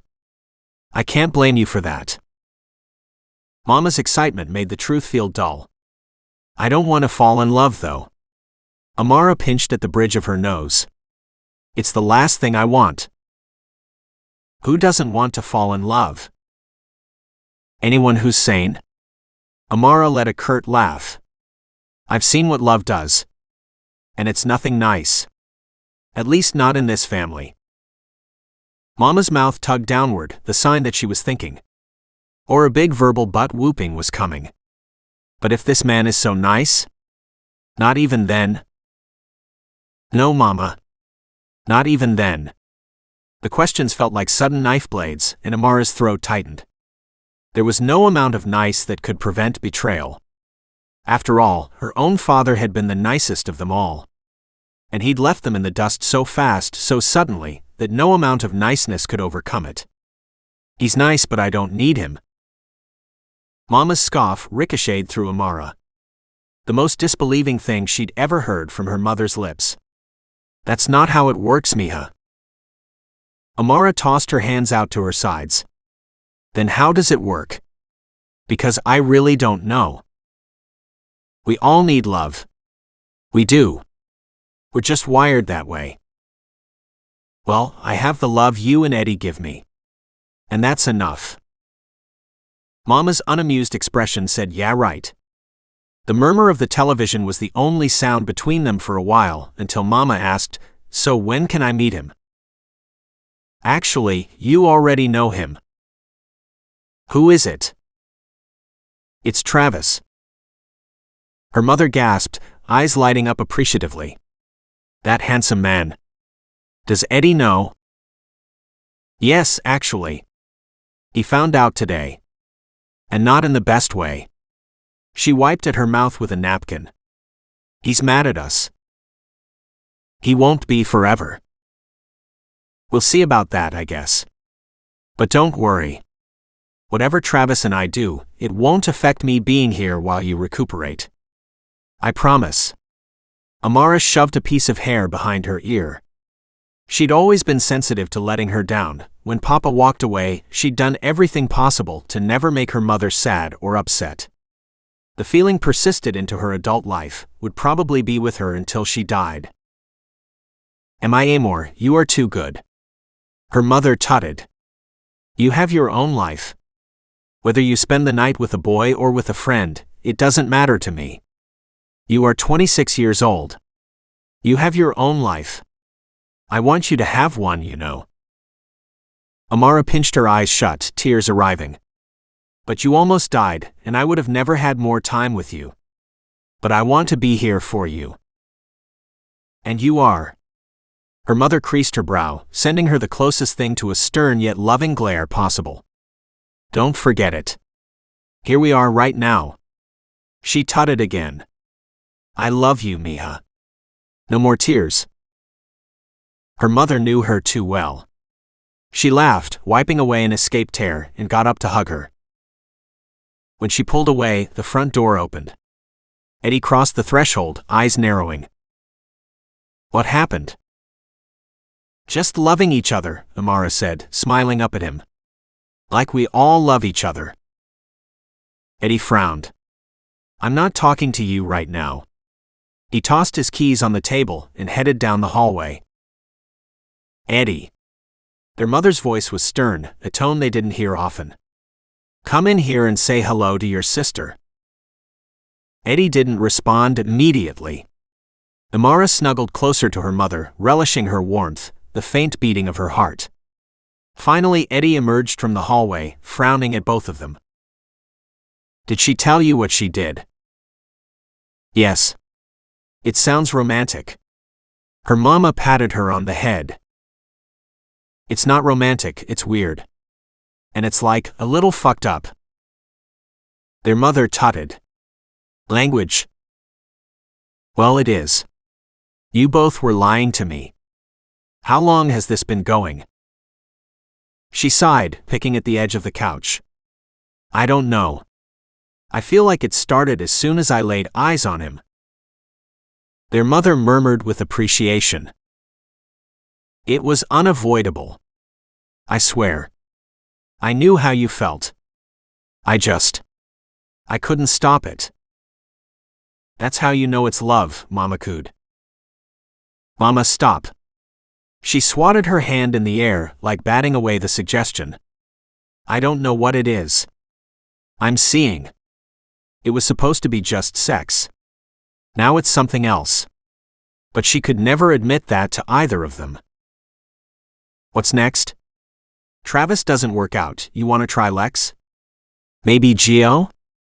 Hell, let's try out the whole crew, Mar. That's all I keep him around for, so you can pick whoever you want. Apples in a tree. She rolled her eyes. That's dramatic, and you know it. Whatever. I'm pissed. He stomped away but quickly returned. Now shit's always gonna be weird with the guys. Forever. Forever. Yes. Eddie threw his hands up in the air. Best friends don't mix with siblings. It's a fucking rule. Eduardo, their mother hissed. Maybe in your rulebook, Amara countered. It's in all the rulebooks.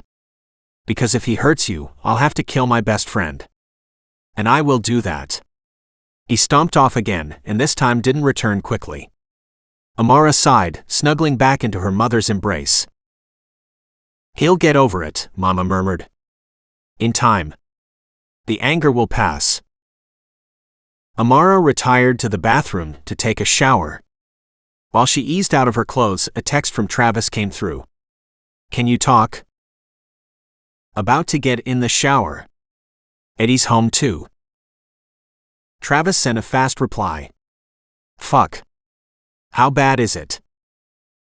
She sighed while she typed her response. He's pissed. Says if you hurt me, he'll have to kill his best friend. He's not above doing that. Hurting you is the opposite of what I plan to do. She smiled down at his message for a while, pondering her response. She could see him being a doting boyfriend.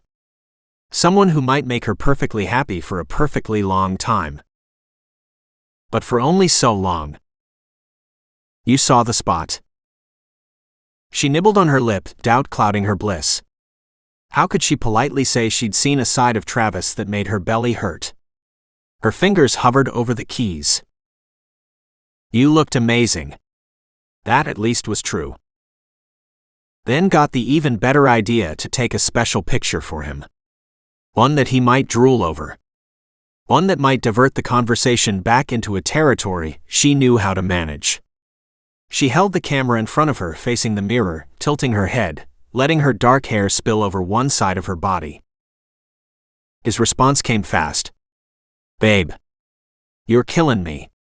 Too sexy to handle. A picture message came through. It was Holt's legs splayed out on the couch, a crotch shot from above. This is where you should be. She giggled. I'll be there in my dreams tonight. I'll be sure to save all my sweet juices for you. Lifting a brow, she tapped out a response. Kinky. Another picture message came through, a half-empty gallon of orange juice. She laughed, shaking her head. Those juices do a body good, but the other kind does a body better. Travis wrote back a moment later, you're gonna force me to come to your house and kidnap you if you keep talking like that." She got into the shower with a permagrin. He was the first man in a long time to consistently spark butterflies in her belly. And in the wake of Eddie's discovery, even though it had seemed like a good idea earlier that day, one and done wasn't even an option when it came to this man. Travis huffed as the phone clicked over to voicemail again. His call history showed the embarrassing truth: 15 unanswered calls to Eddie since yesterday morning when he'd discovered the truth about Travis and Amara. And at this rate, it seemed like his best friend would never call him back. Travis pocketed the phone. Today Eddie was scheduled to come in, but Travis doubted he'd show. Not if he was pissed enough to ignore 15 phone calls over the span of a full day. Travis pushed through the heavy doors into the track room. It was quiet and a bit cooler in there, the infrequent sounds of shoes scuffs and heavy breathing echoing through the air. He tossed his phone and office keys into a cubby and tore off his shirt. It was time for a midday break. He had a lot of energy to burn off. He pushed himself to a run, practicing what he might say when Eddie finally came around to listening to him. "Amara and I get along really well. Like freakishly well. I feel so comfortable around her. She's gorgeous, she's kind, she's smart, she serves others." The sound of his feet against the rubber track provided a steady beat to his thoughts. "I've never met anyone quite like her. You should know how cool she is, after all. You love her more than anyone. Except maybe your mom." Maybe Eddie would laugh at that part. Provided he stayed to hear past Amara and I. "I'm so sorry you found out like you did. But it's been happening. And you should be happy for it. Because you're my best friend. You're the most important guy in my life." He pushed himself faster, the anxiety of his imagined dialogue urging him along. "I know you've always said Amara is off limits. I tried to ignore her, I really did." Sweat prickled at his temples. He began to lap the other runners. "Just hear me out, buddy. I know this is crazy to even think about, but hang with it, I swear." He tried to imagine the protests, the anger. "I'm not gonna hurt her. I'm not playing her, I'm not in it for sex. This is serious." He pushed himself to sprinting as he crested the curve. "I love your sister." His legs wobbled and he veered off the course, struggling to slow down, regain control.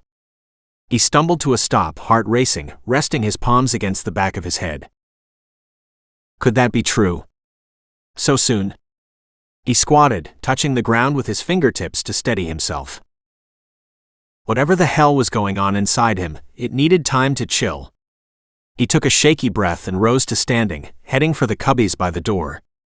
Runs tended to clear his mind, help him find answers. But this run left him feeling more untethered than ever before. "I love Amara." The thought drifted through his brain like snowfall in LA, strange, dazzling, completely unheard of. That was enough for today. Tugging on his shirt, he headed for the front desk, where Melanie sat. "Let me know if Eddie shows up. I'll be in my office." He retreated to his office, checking his phone. Amara messaged, as though she'd been with him on that run, listening to his thoughts. "Eddie is still mad. Barely talking to me. I feel like I shouldn't come over until this smooths over a little bit." She was right, Eddie needed time to cool. And it would only make it worse if Amara holed up at his place in the interim, even though he was desperate for that very thing. Anxiety licked through him. How long could this last? At the outset, forever had seemed like a possibility.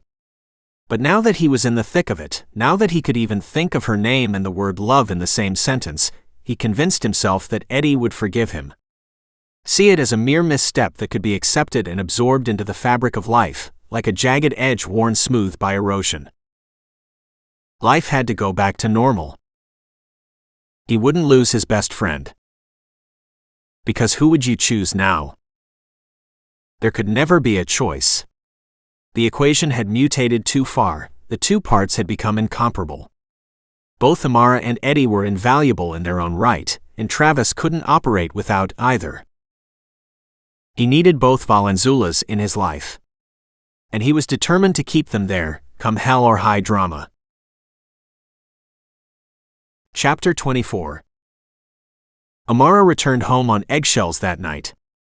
It had been a day and a half since Eddie's inglorious discovery, and he hadn't spoken to her since his heated words yesterday. And as sort of a penance, she'd decided that going to Travis's couldn't happen until everyone made nice. Besides, she needed to figure out what the hell was eating her alive on the inside. That pre-fight sportscast hung like a storm cloud in the back of her mind, threatening to turn into a tornado. Why should she care about it? It was his life. His career. He could do what he wanted. But you want him. It was two puzzle pieces that refused to fit together, an insolvable riddle that tormented her in the quiet moments. She wanted Travis more than what made sense. She didn't have the answers. Just an insistent pulsing between her legs, especially whenever her thoughts wandered to Travis, driving home the need to make nice. She might not make it more than a few days without seeing that dirty blonde, muscled hunk again. When she pushed into the apartment, Eddie and Mama sat on the couch, watching television. She forced a bright smile, like her demeanor alone could convince Eddie that everything was perfectly fine, and always had been. Hey. I'm home. Mama turned to look at her, waving her nearer. Amara, mija, come here. Eddie didn't look at her, but he grumbled something resembling, hey Mar. Amara sat on the couch next to Eddie, staring at him, daring him to make eye contact. He wouldn't meet her gaze. What's up? How was your day? She nudged Eddie. Have I told you recently how good you're starting to look? My God. This workout routine is really working. Eddie sighed. You don't need to go overboard. I'm not. It's all true. You look great. She paused, settling back into the couch. Seriously, I would tell you that, even if I weren't desperate for you to acknowledge my existence. Their mother murmured her agreement. It's nice to get a compliment from your sister, Eduardo. Especially when she feels guilty. Eddie cracked a grin, playing with the shoelaces of the foot crossed over his knee. Yeah, I guess. Your brother and I have been talking, Mama said, her gaze drifting back toward the television. Because I won't live with this sort of tension in my house anymore. Amara leapt for joy on the inside. If anybody had the power to guilt-trip Eddie into getting the hell over this, it was their mother. And you shouldn't have to. Not when you're recovering. Eddie cast her a dirty look. Just so you know, I'm talking to you for her sake. Good, Amara said. Whatever works. And this tension wouldn't be here if you had left my friends alone like I told you to, since you were literally 15. Amara fought the urge to roll her eyes. And it was back to her fault again. It was sorta her fault, but how could she control attraction anyway? God, it was such an infuriating setup. Her only salient defense was, well, why did you have to find a best friend who makes celebrities weep? A thick silence settled among them while Amara counted to 10. Best not to lash out and push him away. I'm really sorry about how you found out. I didn't want it to happen like that. Eddie's mouth was a thin line as he picked at something on his shoe. You both lied to me. Her chest tightened. By omission, yes. But we didn't know what was happening. It happened so fast. Another tense silence bore down like a fist closing at her throat. So are you together now or what? I don't know. She sighed. I have no idea where it's going. It's better to take it slow, Mama offered. Can't you stop seeing him? Eddie asked. Amara narrowed her eyes. I don't know what your problem is with the friends thing. I mean, you should be happy your sister is hooking up with your best friend, right? He's successful. He's a great guy. He's respectful and conscientious and amazing in bed. She could never admit that last part to her brother. I just never wanted to see him or you like that, Eddie spat. This is why the circles don't mix. It doesn't happen. Guess what, Eddie? Amara's voice came out harsher than she intended. Sometimes the circles mix. And here we are. What are you gonna do about it now? Huh? Accept it or be mad for the rest of your life. He glared at her. A week. What? I'm going to be mad for a week. Her eyes widened. Okay. She could give him a week. If it meant he'd be fine for the rest of the time afterward. Their mother nodded sagely, as if accepting his offer. And what about Travis? Will you talk to him? When I feel like it, Eddie muttered, pushing up off the couch. As he walked away, Amara called out after him, I love you. Eddie paused, sighing. I love you too, Mar. Mama turned to Amara, grinning as if she'd been containing her excitement the entire time. That wasn't so bad. Now when can we invite Travis over for dinner? The whole next day Travis felt as if he were coming apart at the seams. Amara's good news the night before had made him doubly anxious to see her again. Just a few days apart, waiting for the dark cloud of Eddie's reaction to break, and his insides rattled loose and jittery waiting to get a glimpse of Amara again. On his lunch break, he called Eddie to see if he might pick up, finally. If he'd warmed enough to a begrudging conversation with Amara, maybe the same was true for him. It rang 5 times. Just as he was going to hang up and lick his wounds, Eddie picked up. Travis's eyes widened. There was silence on the other end. Eddie?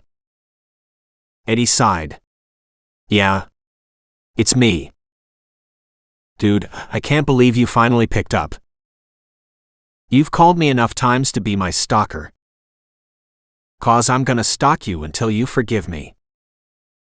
An intolerably long silence passed on the other end of the line. He wished he could see him, sit down with him, let him get in all the punches he wanted. I can't believe you'd do that. Eddie's voice sounded small, like he was miles away. After all this time. Travis pinched his eyes shut. Goddamn, those words hurt more than anything else he'd heard in his life. Eddie's disappointment fell harder than a sack of bricks on Travis's chest. I didn't plan on it. I even tried to make it stop.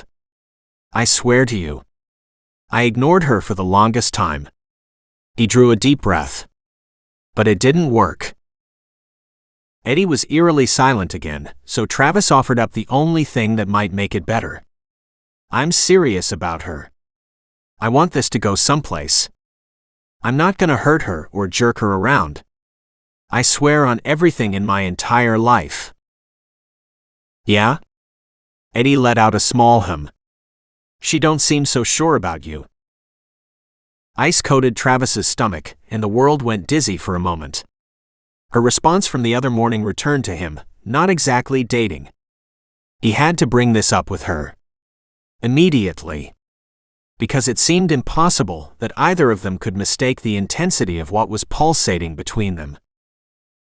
I want Amara for myself. I don't want anybody else. Please forgive me, Eddie, Travis said, his mouth dry. You're my brother. I can't lose you. I need some time, Eddie said. You better be coming to my fight, Travis said, emotion tightening his chest. If his best friend didn't show up to that, he might as well lose.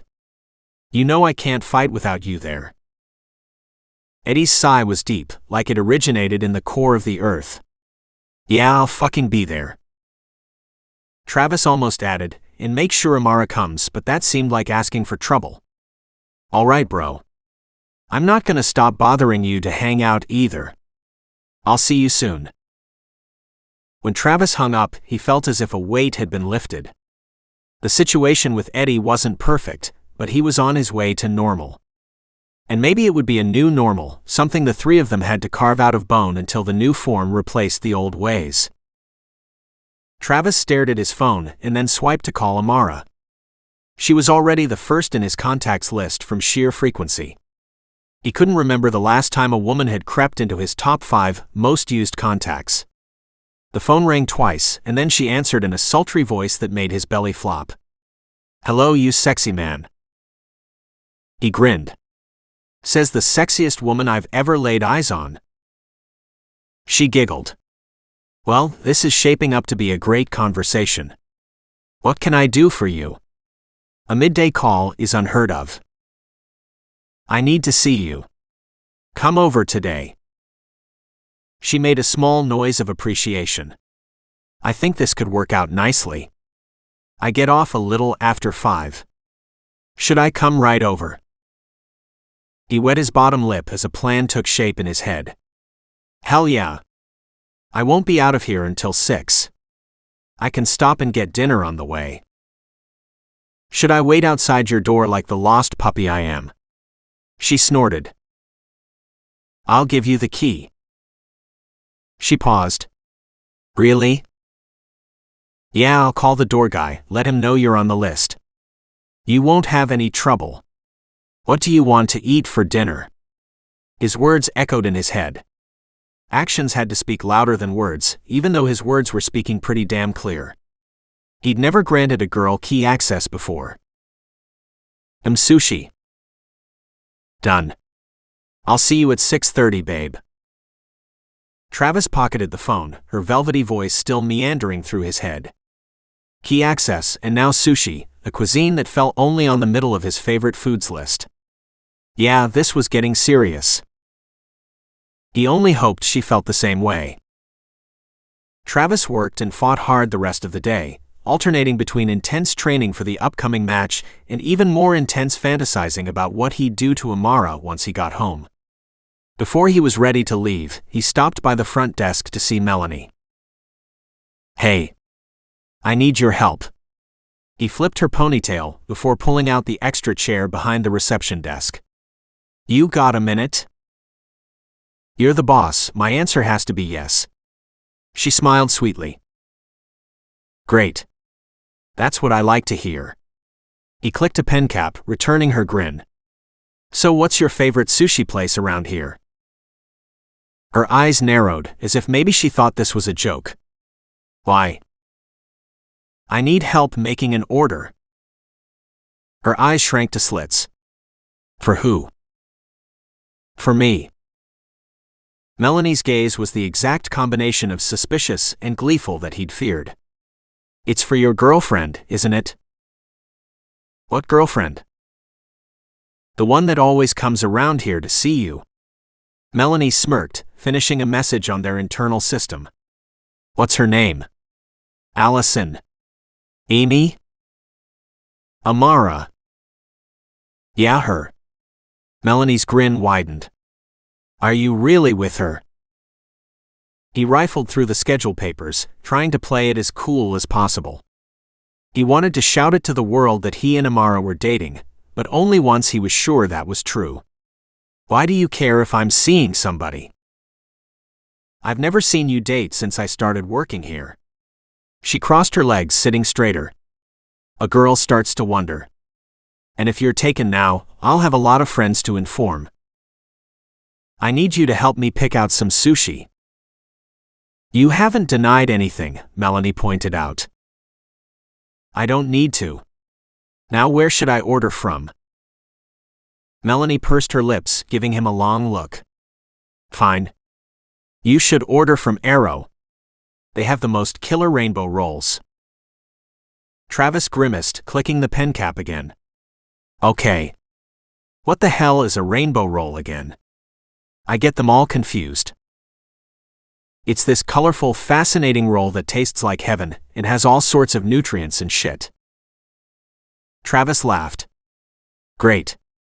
I'll get one of those. What else should I get?" "Salmon sashimi for sure. And like some dumplings. Lots of sauce too." He nodded. "Will you place the order for me? Get enough for 2. He paused, then added, hypothetically. "Make the pickup at 6:15 and then write down the address for me." She beamed at him. Sure thing, boss. There was something in Melanie's smile that told Travis all he needed to know.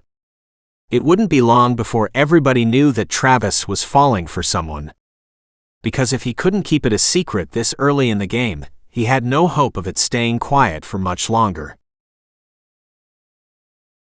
Chapter 25. Travis pushed his way into the apartment, pleased to find the lights on already. Amara lounged on his couch like the sexiest model he could have ever imagined. Tight booty shorts, a barely there tank top, her tits overflowing, nipples already hard like some sort of gift from heaven. He removed his cross-the-chest gym bag and dropped the overflowing bag of sushi on the counter before he strutted over to her, trying to play it cool, keep it measured. Amara let the book she was reading fall to the side. Welcome home. This is the best damn thing I've ever come home to. He climbed onto the couch, crawling on top of her. He nuzzled his face between her smooth legs, eliciting giggles. I brought food, he said. But when you're around, I don't want anything else. Just me? She dragged her fingers through his hair. Just you. He nipped at the curve of her belly, tugging at her tank top with his teeth. Burying his face in her tits, he let out a sigh. That's your favorite place, she said, locking her legs behind his back. All of you is my favorite. He pressed his lips against the swell of her breast, then up to her neck. Having her in his arms again was a relief, a visceral response. I need to see you more often than this. 3 days is too long. Amara's face clouded over with tenderness. I know. We had to let Eddie cool off. He pressed his lips to hers because he'd been dying to since the morning she left his apartment, and because he didn't want to bring up Eddie when he was between her legs. She clutched at the back of his head, deepening the kiss, rocking him mindless, satisfying a hunger that had only grown unchecked since the day he ran into her. He nuzzled the fragrant hollow of her neck, and his mind went blank, the chatter of thoughts and nerves receding to a monotone buzz in the background.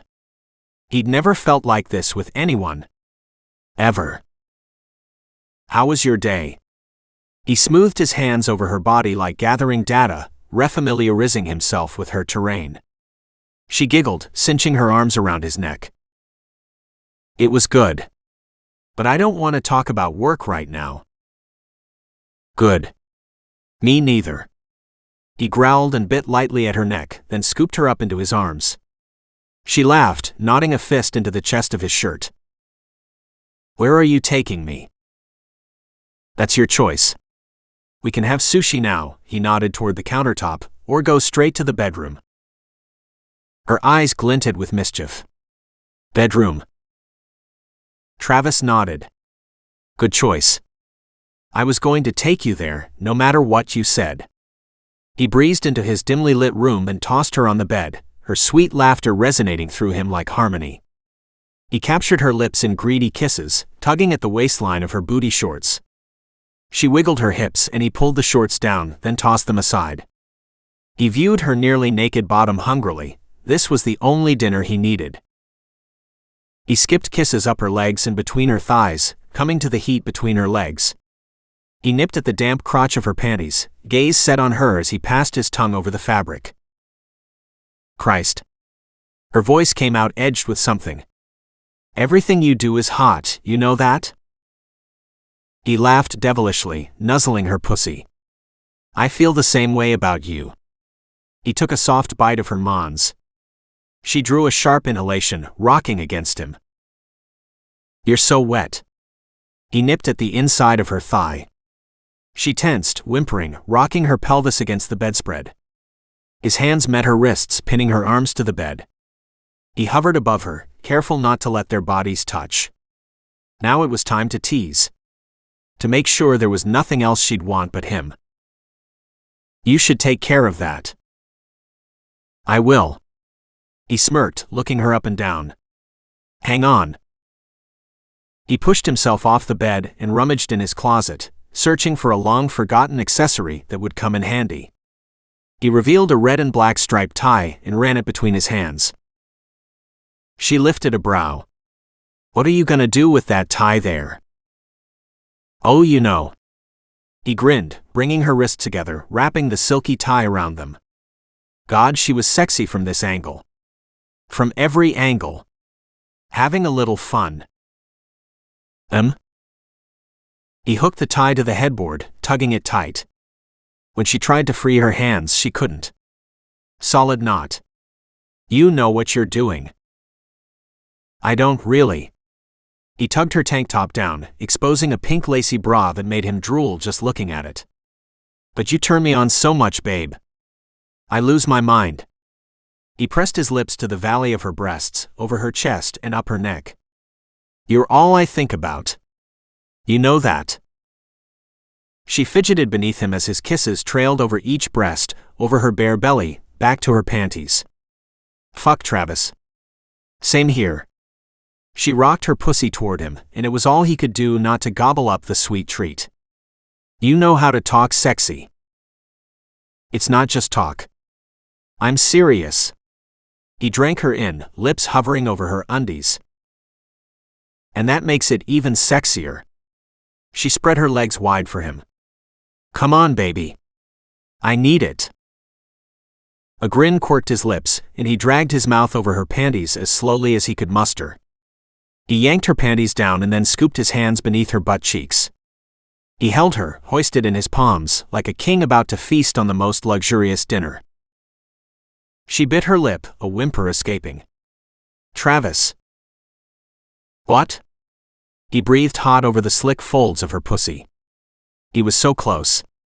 So close. If you want to touch yourself, go ahead and do it. She laughed. You're such an asshole. He flicked his tongue against the stiff peak of her clit. She tensed. You haven't even taken your clothes off, she said, voice ragged. That's not fair.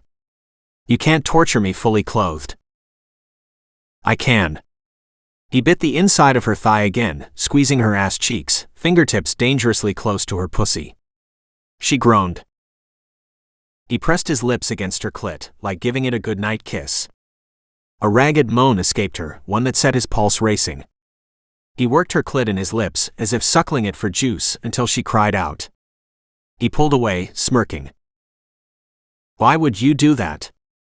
She whimpered, squeezing him between her legs. It's not fair, Trav. Look at how wet you are. He admired the space between her legs, the moisture glistening on her velvety lips. I can't wait to feel you from the inside. Her eyes fluttered shut. She inhaled sharply when his lips found her clit again, tongue making quick strokes over the needy nub. She rocked against him, her muscles tightening around him. She was close. He pulled away. Arg. She huffed, tugging at the tie. Okay, you need to let me out of here so I can finish the job. Oh no. He bit at her inner thigh, squeezing her plump ass in both hands. That's my job. Only mine. She fidgeted beneath him. Trust me, you're the only applicant I've hired. He drank her in for a moment, her words reminding him of what he wanted to talk to her about. But not now, shuddering pleasure was priority now. He dived between her legs again, lavishing attention on her tight clit, his own desperation making stealthy steps through his body. He didn't stop, he worked her, kissed her, sucked at her pussy until she tensed and came undone, crying out as her orgasm rocked her and she thrashed, tugging at the knot around her wrists. The headboard groaned, and he drank it all up, as if it was a sacred ceremony. He rubbed his cheek against the inside of her thigh, watching while calm and clarity returned to her. Having fun down there? He cracked a grin. Best spot in the house. She laughed, shifting beneath him. You're the only man who's ever gotten to know my hoo-ha so closely. She's great. He kissed her clit again. My favorite. Well, that's reassuring. He grinned, climbing on top of her, loosening the silk tie around her wrists. I need you free for the next round. His cock made an impressive ridge in the black sweatpants. She licked her lips. Whatever you have planned, I'm ready. Travis tugged the tank top over her head and tossed it to join the rest of her clothes. As he shimmied out of his sweatpants, Amara came to her knees, rubbing her hands along the length of his hamstrings, over the arc of his ass, following the dip of his lower back. "I'm surprised nobody has sculpted you yet," she murmured, eyes fastened to the trail of hairs on his low belly. She smoothed her hands over his briefs, caressing the length of his cock. His knees went weak. "I'll pose nude." He pushed his briefs down, his swollen cock springing to life. Her eyes lit up. "If you do it with me, I'll do anything you ask." Her lips went to the tip of his cock, feathery light at the head before she took him in deep, the whole length of him, the silky heat of her mouth a mind-blowingly close second to her pussy. She slobbered on his cock as she gave him head, pumping him with a free hand, fondling his balls with the other. He groaned, head falling back, latching onto her shoulders for support. She disconnected from his cock, licking her lips. Such a tasty treat." "You like my lollipop?" He grinned, kneeling onto the bed, urging her forward. "Get on all fours, babe." She did as she was told, her ass high and expectant in the air. He smoothed his palm over it, and then gave her ass a sharp thwack. She sucked at her teeth, wiggling her butt in his face. "Do it again." He rubbed his palm over the other cheek this time, and then smacked it. She laughed throatily. "You're so good at that. It's hard not to spank this ass." He came up on his knees, rubbing his cock against the crease of her butt cheeks. She arched her back, letting out a low moan. "Fuck me, Trav." Her voice was a desperate plea. "I need it." She drove him wild. Nobody had ever taken him to the brink like this. He grabbed her hips, his cockhead lured by the warmth of her pussy, the sweet heat of her lips. After relishing the skin-on-skin contact for as long as he trusted himself, he ripped himself away, reaching into the bedside drawer for a condom. "Come on. Get inside me." Her sultry purr was all he needed. He rolled the latex over his dick and positioned himself, distracted by the glistening edges of her pussy, eyes drifting shut as he eased himself in, inch by inch, pressing deeper until he'd buried himself. She tensed against him, her walls clenching, and he started a slow rhythm, easy at first but faster once she got used to it. The view of her from above like this was divine, so sexy he could barely keep it together.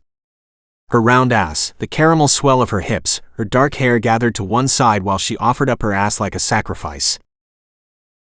"Fuck, Amara." He grunted, his balls slapping against her ass. "I'm close." "Me too." She grabbed fistfuls of the bedspread, face buried. "Oh, Travis. Go harder." He picked up the pace as requested, his body starting the uphill buzz toward climax, fireworks beginning a slow churn in his core. She moaned and tightened around him, and he slammed against her while the pleasure mounted and then burst. He came hard, harder than any time before, which had been the norm with her. He groaned low and gravelly, doubling over her, burying his face in her back as his cock spurted the last dregs of his pleasure. Shit. She wilted a bit beneath him, and then collapsed onto the bed. His chest heaved as he struggled to regain his breath. That was so intense. He moaned, rolling off her. He lay on his side, stroking her back as the high of orgasm wore off. She sighed, a lazy smile on her face. They lay like that, alternately sighing and stroking each other for a blissfully long while. The silence between them stretched comfortable and warm, like they'd been together for years. A girl can get used to that. She plopped onto her side, tucking her arm under her head. In fact, there are a lot of things you do that are easy to get used to. Oh yeah? He reached out to trace the curve of her smile with his fingertip. Like what? Exactly what you just did. And then what you did before that. Like when I ate you out. Her cheeks flushed and she jerked her head into a nod. Yeah. A moment passed and then she said, "Be honest. Where did you learn to eat pussy so well?" He grinned. There wasn't a higher compliment than that, as far as he was concerned. You really want to know? Indecision flashed across her face. I think so. It's good, I promise. He fingered a lock of hair at her neck. When I was 20, I was messing around with this writer. She was older than me, like maybe 25 at the time, and she was really, I dunno, experienced. In a whole body way. Amara lifted a brow. Were you new to the game at 20? I mean, I had hooked up plenty, but I still didn't know what the fuck with all the lady bits. He smoothed his hand over her shoulder as he recounted the story. Sex had only ever been dick in, dick out. Plus I was dosing, so my headspace was all fucked up. Most girls were trying to get with me anyway because I fought so much, you know? It has a certain allure. It never mattered if I knew how to eat anyone out. So this girl I was messing around with, she looked at me one night we hooked up, and she said, I swear to God, Travis, you look like a warrior, you fight like a warrior, but you don't have the appetite of a warrior. You aren't hungry enough for this pussy. Amara threw her head back and laughed. No way. I'll never forget it. Travis laughed, hooking his hand around the curve of her waist, tugging her closer on the bed. She taught me a lot. I should thank her. I'll be sure to introduce you if we ever run into her. He pressed his lips to hers. Warmth spread through him, something stealthy and calming. There were 1,000 things he loved about spending time with Amara, and the fact that he could tell a story like that in the afterglow of an orgasm was one of them. So. She ran her fingers over the hairs on his breastbone. He wished she'd never stop. Did you really get sushi? Of course. You asked for it. For both of us. Yeah. Why wouldn't I? She shrugged, smiling like she had a secret. Most guys I've known get what they want instead. He laughed, pulling her closer, rubbing his nose against hers. It was like the more he got of her, the more he wanted. Don't you know by now? I'm not most guys. When her eyes met his, there was something sad there, or maybe tender. He didn't know how to read its depth.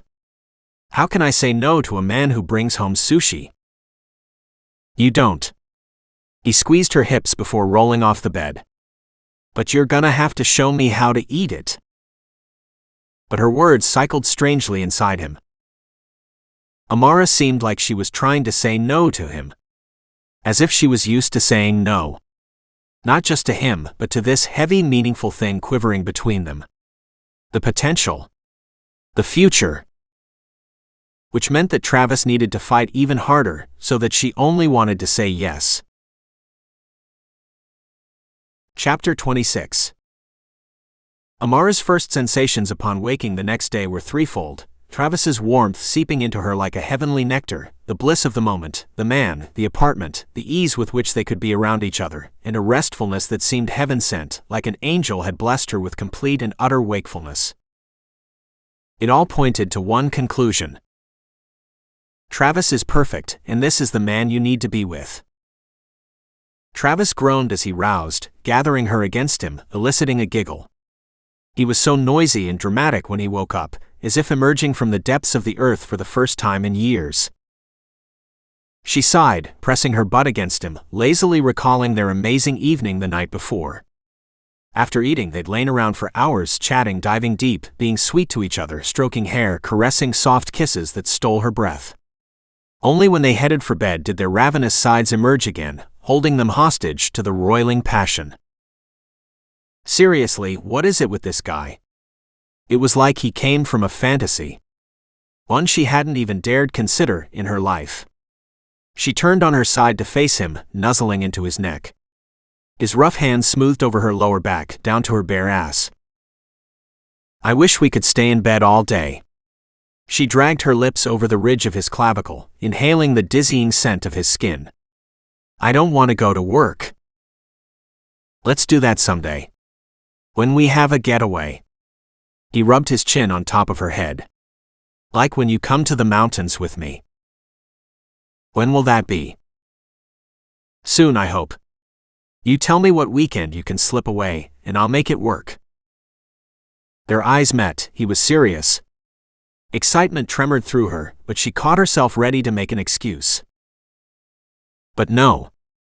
Maybe she was ready to see the possibility of a couple's vacation with this man. He squeezed her hips, rolled out of bed, and headed for the bathroom. In the bright gray hues of the foggy morning, she reviewed her personal to-do list for the day. Lots of social media campaigning and donor communications awaited her, so much that she already yearned for a big mug of coffee to help her wrap her mind around what awaited her.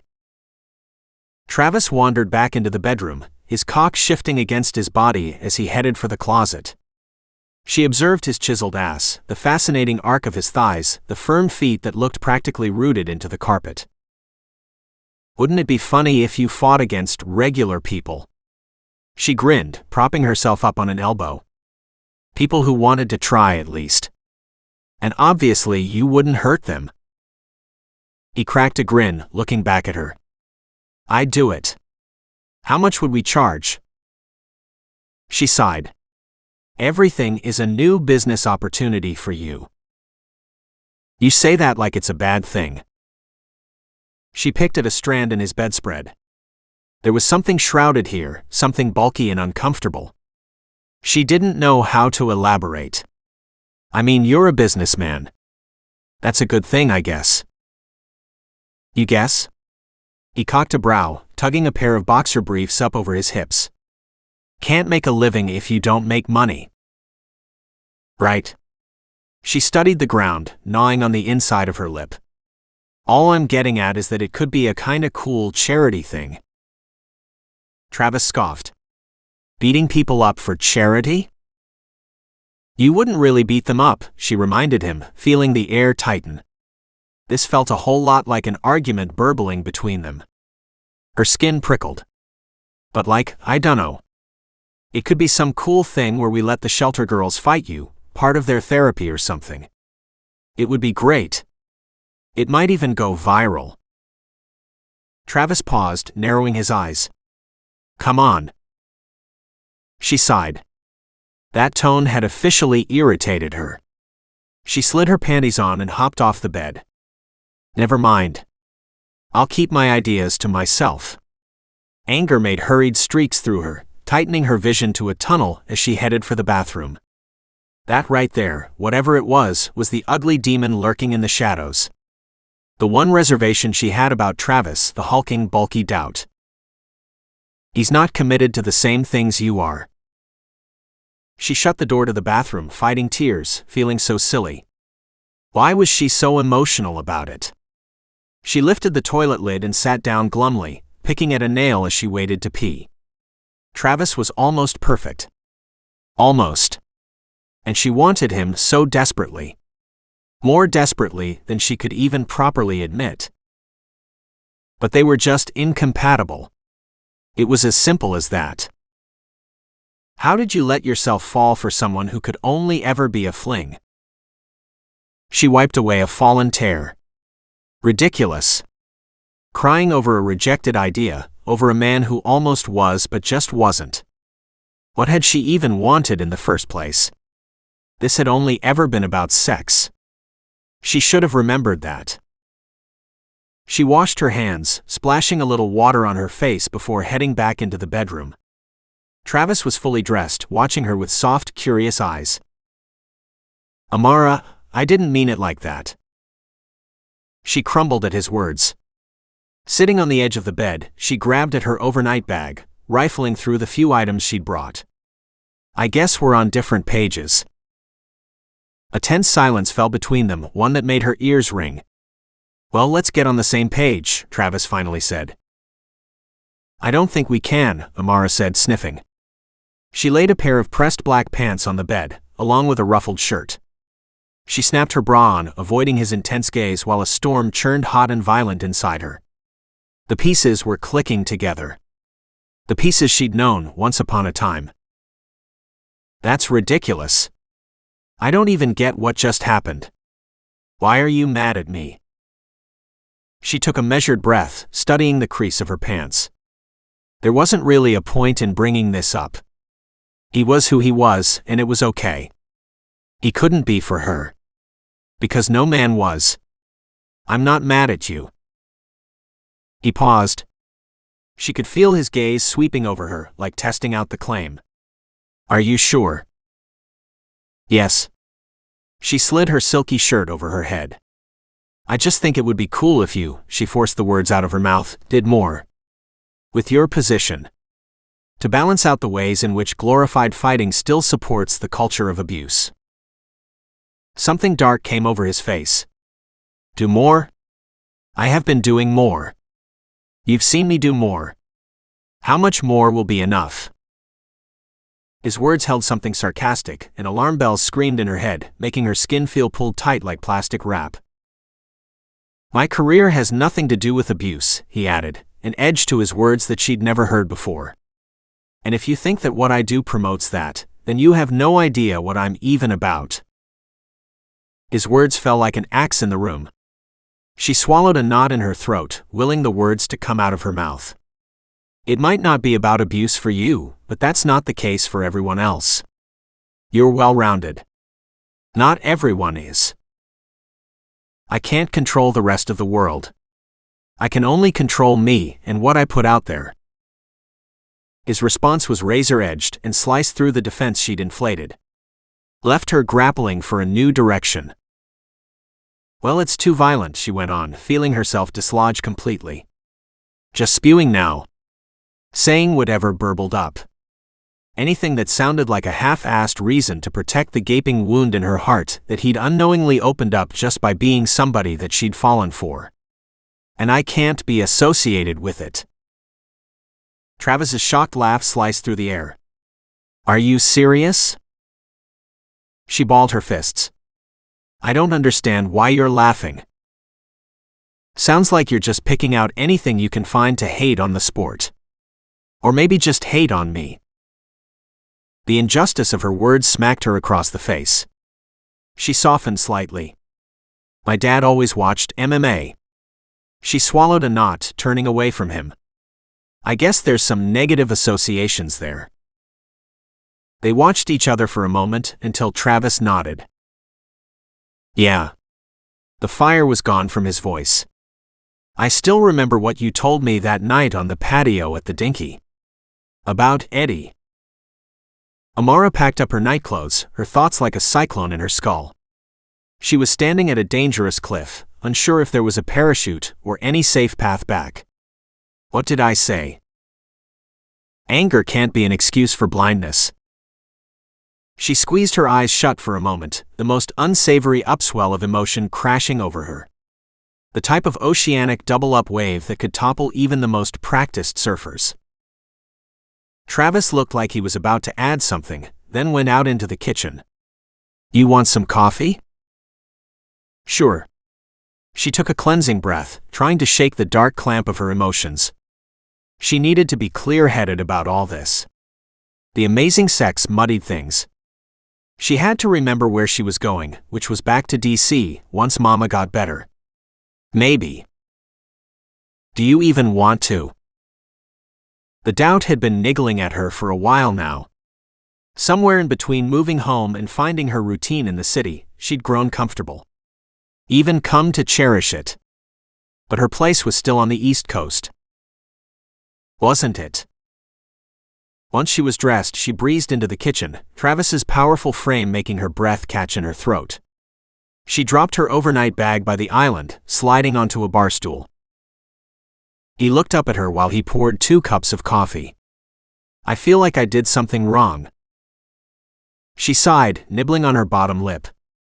You didn't. I swear. I don't want you running away from me. His words jarred something loose inside her, as if he could sense her trying to detach already, before the decision was even minutes old. She met his eyes and looked away quickly. There was too much depth there, too many emotions she didn't want to face. And she knew how to squash them. I'm not for now, she offered. The tenderness on his face disappeared. What do you mean for now? She shrugged, receiving the mug of coffee he slid her way.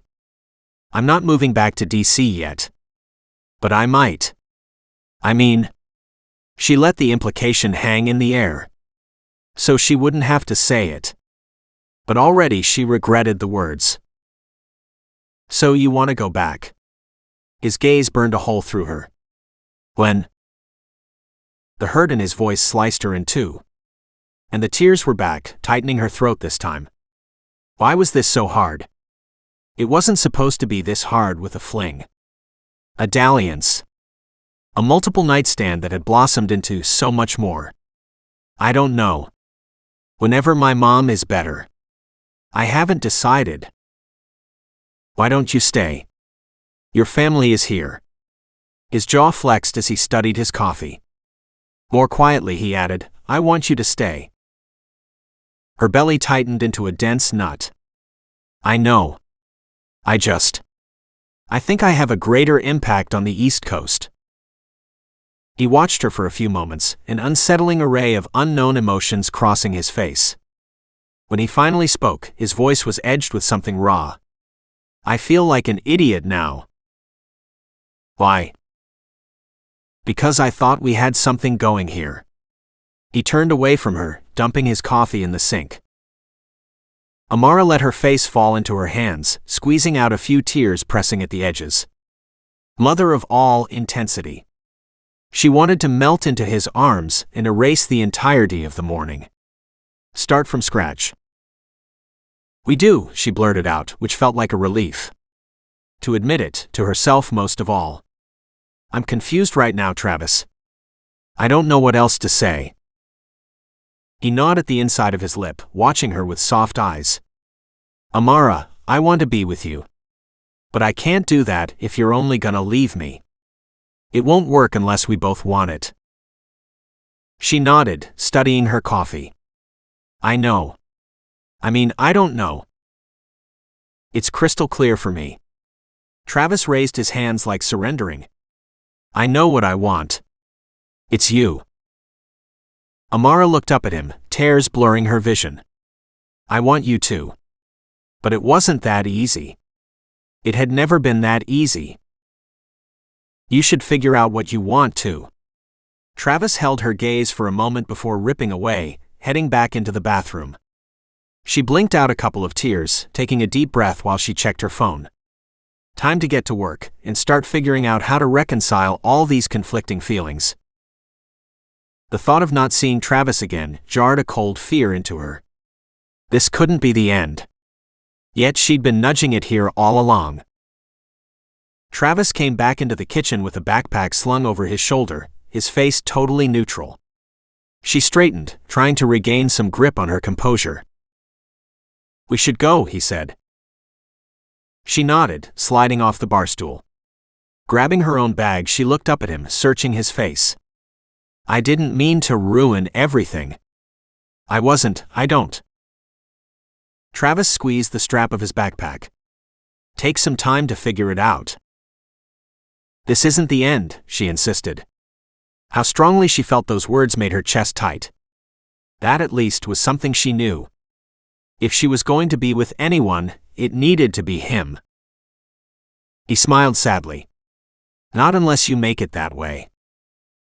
She drew a shaky breath and then collapsed forward onto his chest. She hugged him like he'd float away if she didn't, and his arms encircled her a moment later. A warm hand stroked her hair. The confusion tearing through her ebbed in his arms. She stayed there, cheek pressed against the hard plane of his chest, searching out the comforting rhythm of his heartbeat. So much of her wanted to dive headfirst into this man. So much of her already had. She loosened her grip, and he cupped the sides of her face, his dark eyes searching hers. He pressed his lips to hers, and a hungry kiss emerged, like they hadn't touched lips for weeks instead of minutes. She clutched at his hands, relishing the sturdiness in his grip, the solidness that emanated from him. He knew exactly what he wanted. And it was her. Which somehow made everything unbearably complicated. Chapter 27.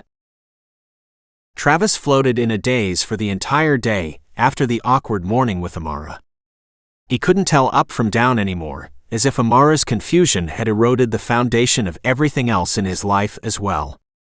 Compartmentalization was his only friend, the handiest tool in being able to focus on work at least and training. It stung like he'd been knifed, came back crashing over him in waves that made him wince. He'd been wrong about them. Or at least half wrong. And it took all his willpower not to beg. Because one thing was clear, he'd be in it only if she wanted it too. Throughout the days of his workday, their conversation played on repeat in the background. He came back time and time again to the bedroom before she'd stormed off to the bathroom, trying to piece together what had gone wrong. Something bothered her, but she wouldn't say it. She made it sound like the problem was him, but he suspected there was more to the picture there. Asking Eddie for advice was out of the question. Travis wouldn't drag him into it, not so soon after hearing the first peep out of him. But deep inside he knew what the first step should be. Travis pulled onto the highway later that evening, sweaty and busted. His knuckles smarted from the newest round of cuts, and his mentor had gotten a good jab into his cheek, which had already swelled. Training had been extra intense, even a little desperate, as if he could purge some of the sadness through physical contact, spill it out before he got the verdict from Amara. And now he was useless, ready for dinner and bed. Exactly how the last week before the big match should be. Except if Amara were around. That might be an added dose of relaxation that could help things. Leave her be until the match. Besides, who knows if she'll show. Amara wasn't a fan of fighting, though he had been slow to catch on. Her lukewarm reception of the interview had been the first inkling, but today sealed the deal. If her deadbeat dad had been a fan, of course she'd hate the sport. Maybe that's what she's been confused about. He gripped the steering wheel more tightly, his knuckles aching. Amara was smart enough to see past the sport and see the man. But maybe she was still so angry at her dad she couldn't divorce the two. If this was her dilemma, then he was hanging on a prayer. Amara had to either accept him or not, because fighting was in his blood. She could never ask him to give it up. Back at home, his head was cloudier than ever. He quick-seared a steak and steamed some broccoli before lying down on the couch. All he wanted was to check out and forget the terrible drama of the day. But even more than that, he wanted Amara in his arms. Because having her there was better than not having her. Even if she might potentially disagree with the foundation of his success and livelihood. The knot in his belly wouldn't leave him, a persistent knot that followed him into an early, restless sleep. When Travis awoke the next morning it was still dark, and he was spread like a starfish on the sectional. He groaned, rolling to his feet, groping for his phone. On the stagger walk back to his bed, he squinted at the lit screen of his phone. Almost 6:30. And one new text from Amara. He blinked, mind clearing a little. It was a simple text. "Good morning, you."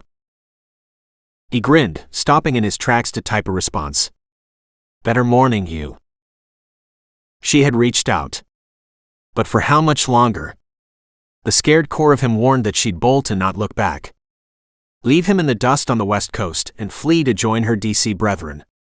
He rubbed at an eye as her response arrived. "You're up early."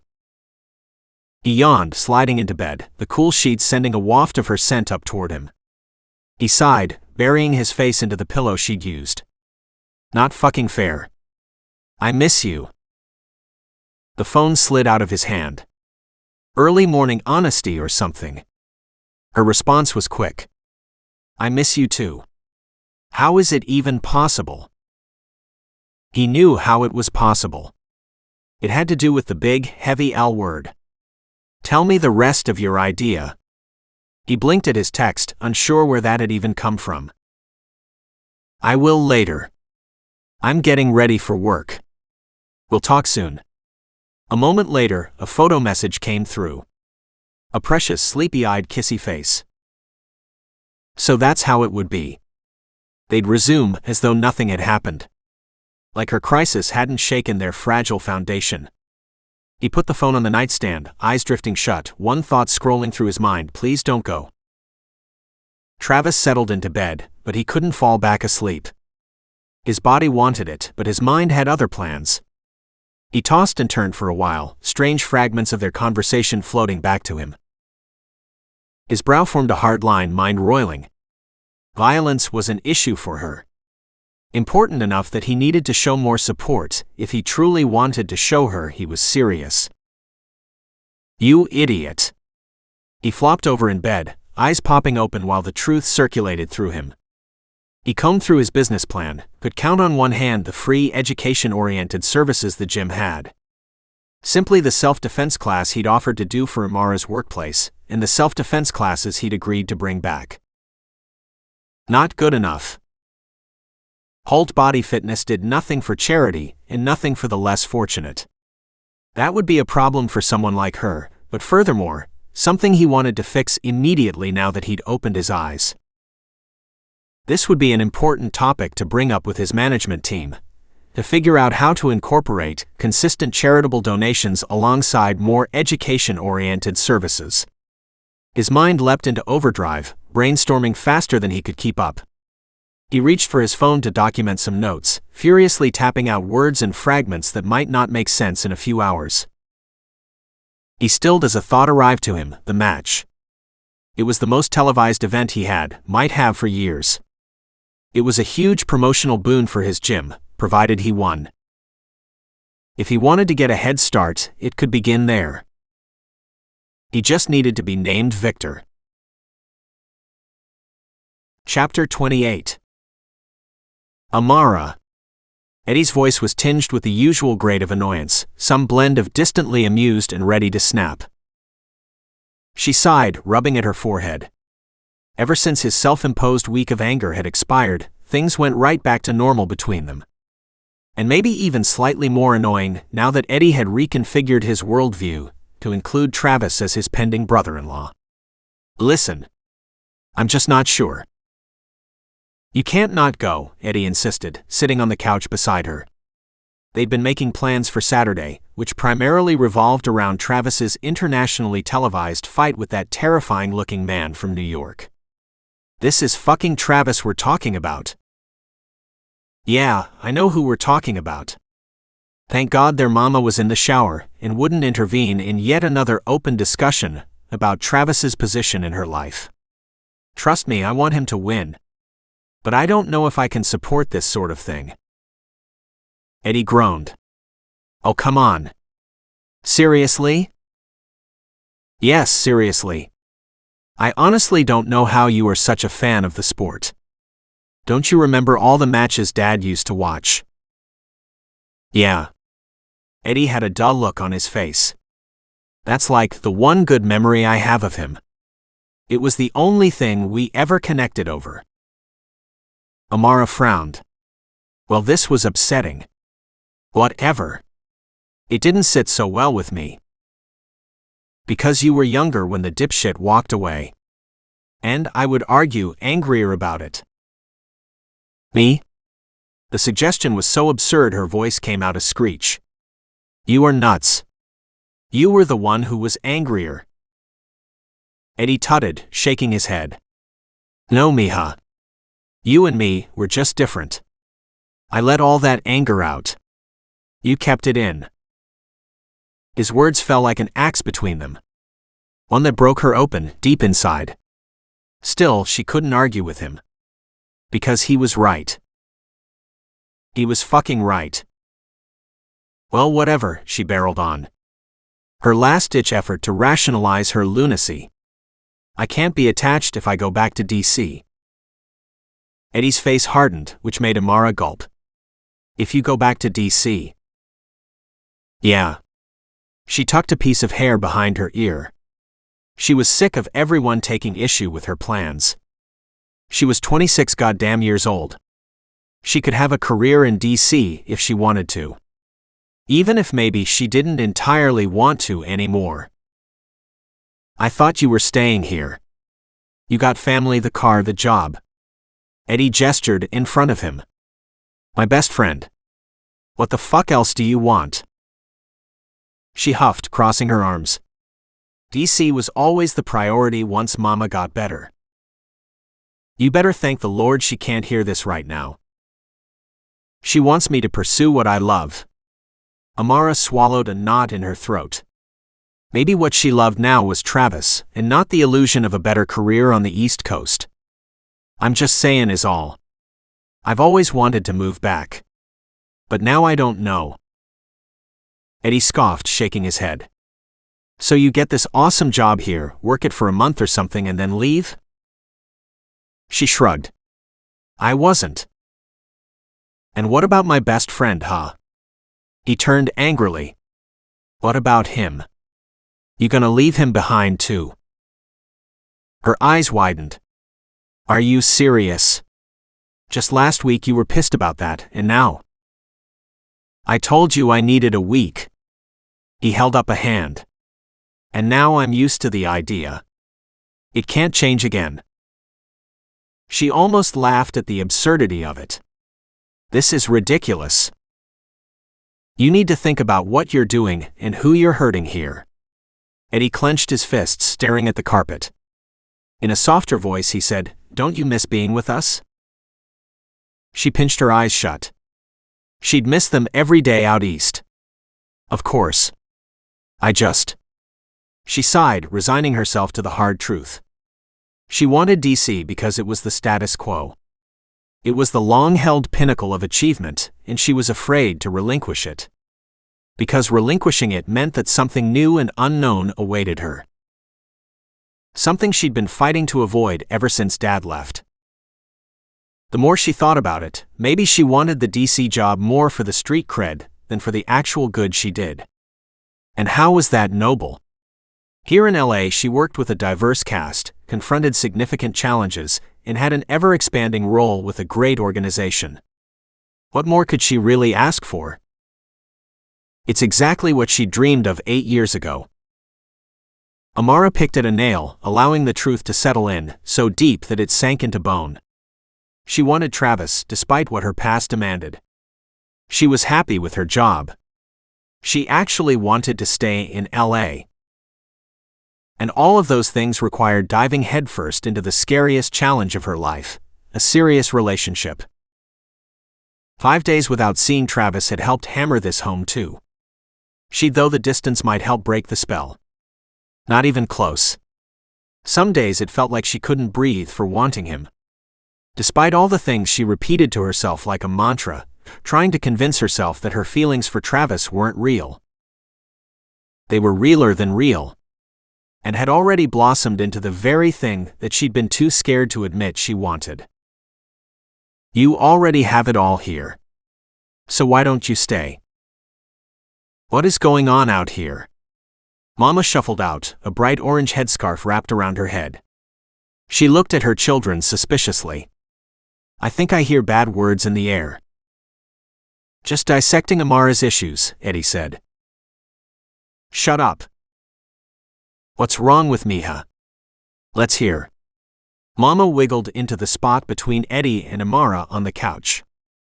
Her last chemo treatment had come and gone, and she was on the upswing.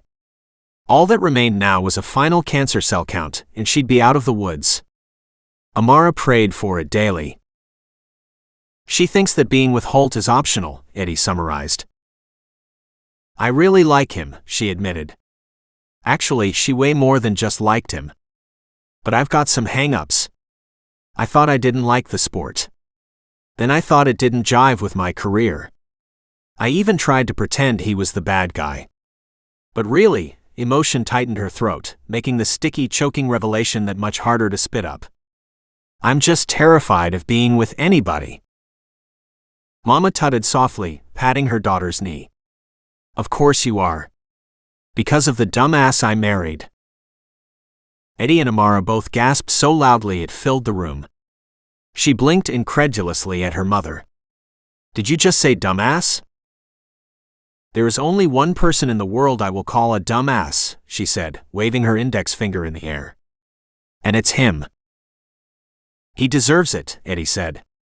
And more. Don't let him ruin what could be something spectacular, Mama soothed. You've never been with anyone long enough to get hurt. But that's where the magic is. Just think, if I hadn't been with your father at all, if I had known he would leave us, then I wouldn't have had my 2 most precious babies. She took Eddie and Amara's hands in hers, squeezing gently. Some pain is worth the risk. Aw geez ma, Eddie said, pressing a kiss to the side of her cheek. You make me want to go out and get married now. That's really sweet, Mama, Amara said, pressing a kiss to the other side of her cheek. And you're right. You are. Pain doesn't last forever unless you let it, Mama said. I needed to say these words for myself too. Because you know what, Ms. Ehos? I've been denying something too. She took a long, shaky breath. I lived my life after your father left in a sad, dark bubble. But let's just say it. Miguel and I are, what do you kids call it here? Shacking up? Another gasp heard round the world filled the living room. Are you sure that's what you want to say, Mama? Amara asked, laughing while tears crept out of her eyes. If her mother could give the game another whirl, then Amara was strong enough to try too. And there was nobody better for Mama than Miguel. Shacking up means, Eddie stopped, holding up a palm. Not going there. You do you, Mama? How do you think you two came to be? Mama asked, an unmistakable sparkle in her eye. Oh Lord, Eddie muttered, standing. I've heard enough. Love you both. I'm outie. Mama chuckled to herself while Eddie walked away, leaving Amara smiling so wide her cheeks hurt. This, more than anything, let Amara know that Mama was going to be all right. The pending cell report would only confirm it in writing. There was a lot of life left in her mother, and she wasn't going to waste it. Amara shouldn't either. Well, fine then, Amara said, wrapping her arms around her mama's shoulders. If you're gonna shack up, then I guess I should too. Travis paced the cell-like green room in the bowels of the arena, the deep whoosh of the waiting crowd reaching him as if from a nature sounds tape. The big fight had arrived, and he'd been laser-focused on nothing else for the past 3 days. Amara was the only occasional thought that burst through like a fish breaking water.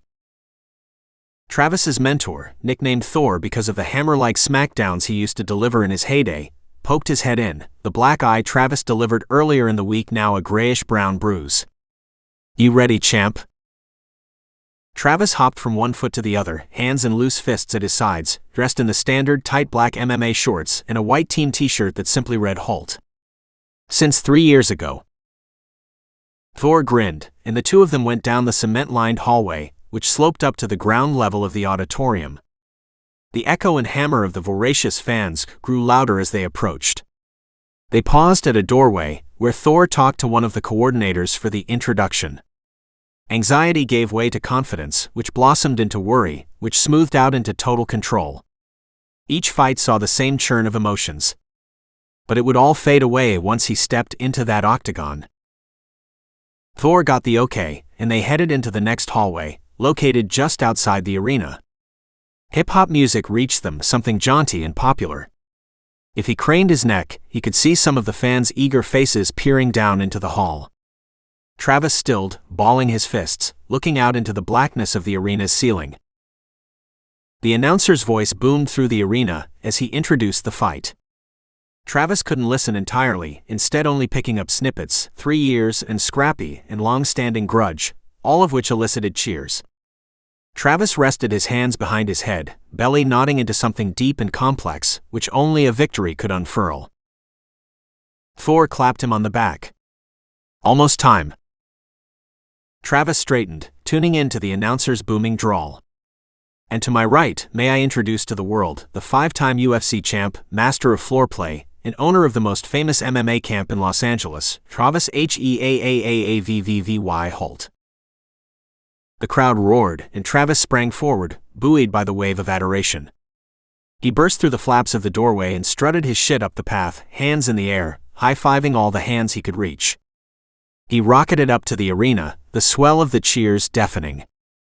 Up at the octagon, Lex waited in the sidelines, Lex's knowing grin grounding him. He paused at Lex's side while Victor Leon strutted in from the opposite side of the arena. The roar of the crowd didn't even come close to Travis's reception. He took a swig of water from a bottle Lex offered him, then tore off his t-shirt. Lex got to work taping up his hands while Travis glared at Victor across the octagon. Thumps resonated from the crowd, the pounding of feet. The factions had started. Over the din he could make out the chants Holt and Victor. Eddie, I hope you're chanting extra hard for me. And that Amara was too, wherever she was. hopefully sitting squarely next to Eddie, somewhere in the audience.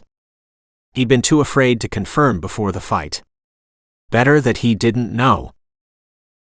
Because if she'd chosen to miss it, then it would have crushed him. And he couldn't have that sort of thing happen before a fight. Once his hands were taped, Travis slunk into the ring, flexing and stretching while he paced the black, rubbery floor. The scent of bleach mixed with sweat. Lex and Thor hooked their fingers onto the cage surrounding the octagon, calling out their support while he paced. Cheers boomed around him, the faceless sea of attendants sprawling around him in a massive circle. A new swell of cheers rose as Victor hopped in a moment later, similarly bare-chested and knuckles-taped, glaring at Travis like he'd just killed his mother. The announcer climbed through the cage door, taking his sweet time, letting the crowd get tense and rowdy while Travis and Victor circled each other like predators. The announcer came to center stage, microphone to his mouth. He raised a hand, and the roar of the crowd dulled to chatter and whoops. In a crystal-clear melodic voice, the announcer introduced the fight, the list of sponsors, and the 3 judges who surrounded the cage with notepads and beady eyes. After introducing the referee, the only other person allowed inside the ring during the fight, the announcer made a swooping circle to eyeball the crowd. And here we go with our main event of the evening. 3 5-minute rounds scheduled in a middleweight special attraction. And now, ladies and gentlemen in attendance, MMA fans around the world, live from LA, is showtime. Cheers erupted, and the announcer swiveled to look at Travis. Standing to my left, measuring 6 feet 1 inch, he weighed in at 180 pounds, truly a street-brawling professional boasting 5 UFC wins and 1 loss, introducing Travis Heaavvy Holt. Screams rocketed through the arena, and Travis stood his ground, holding Victor's gaze while the announcer did his introductions. Then the two were ushered into the center stage, where the referee laid down the ground rules over the microphone for everyone to hear. Good, clean fight, no exceptions. They were sent back to their corners while the ref took center stage. After checking if each judge was ready, the ref turned to Travis. "Fighter, are you ready?" Travis nodded, and the ref asked the same of Victor. Then he X'd his hands in front of him.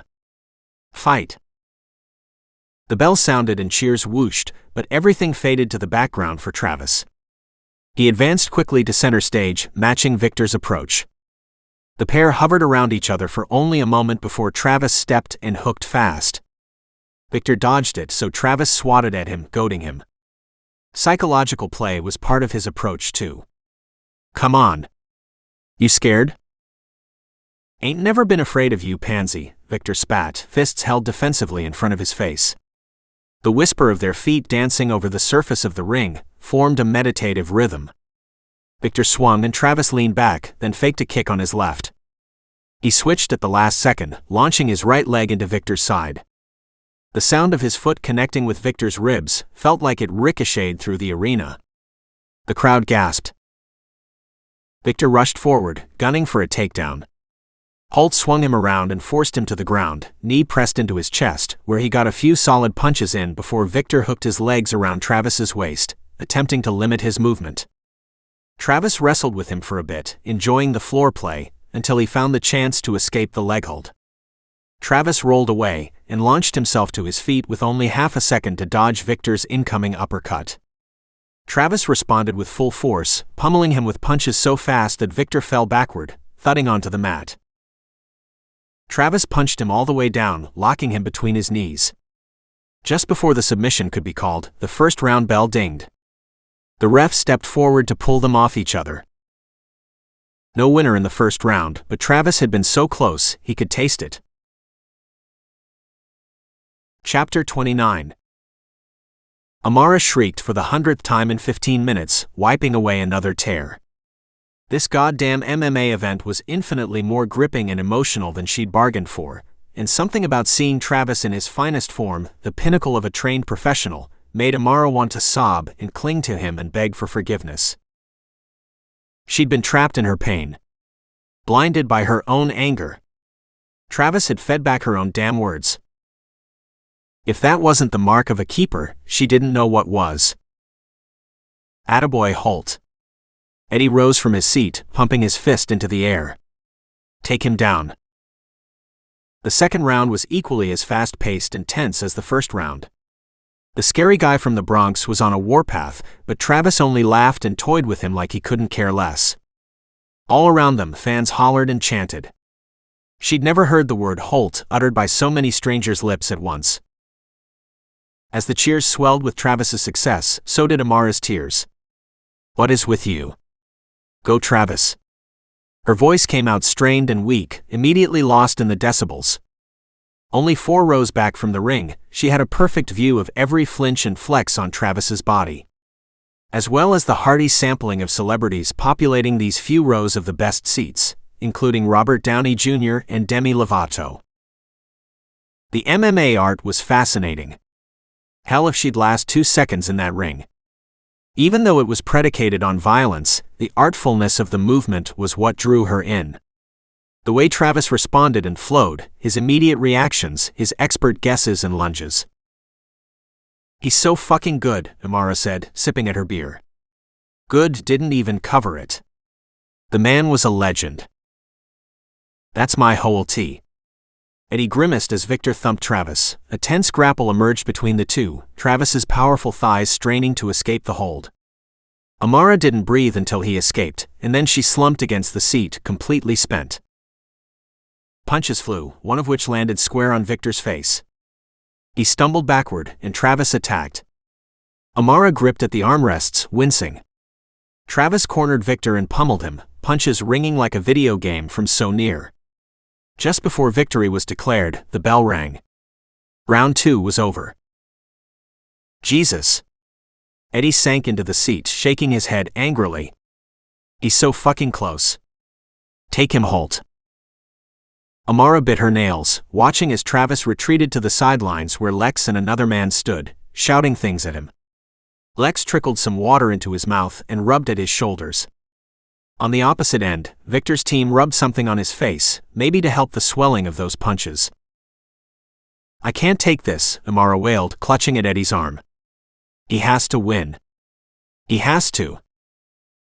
"He's gonna fucking win," Eddie assured her, patting her hand. "It's Holt. He always wins." Amara's belly nodded, and tears pressed at her throat. She hadn't bargained for such an emotional investment. That this fight could mean so much. She sipped at her beer again, eager to quench the tightness of anxiety. Jesus, could 3 5-minute rounds take forever? The bell rang again, and Travis sauntered forward, looking considerably more put together than Victor, whose face was ragged and swelling. Victor lunged forward, swinging wildly at Travis's head. He dodged the first blow, but then one landed. Amara screamed, digging her nails into Eddie's arm. The referee whistled and jumped toward the pair, pulling Victor away. "No back of the head blows," the ref shouted sternly at Victor. "First warning." Travis tilted his neck back and forth, a snide smile on his face. Amara's heart swelled. "That's my Travis. Let it roll off, babe. Come on, Travis." The ferocity of her shout surprised even her.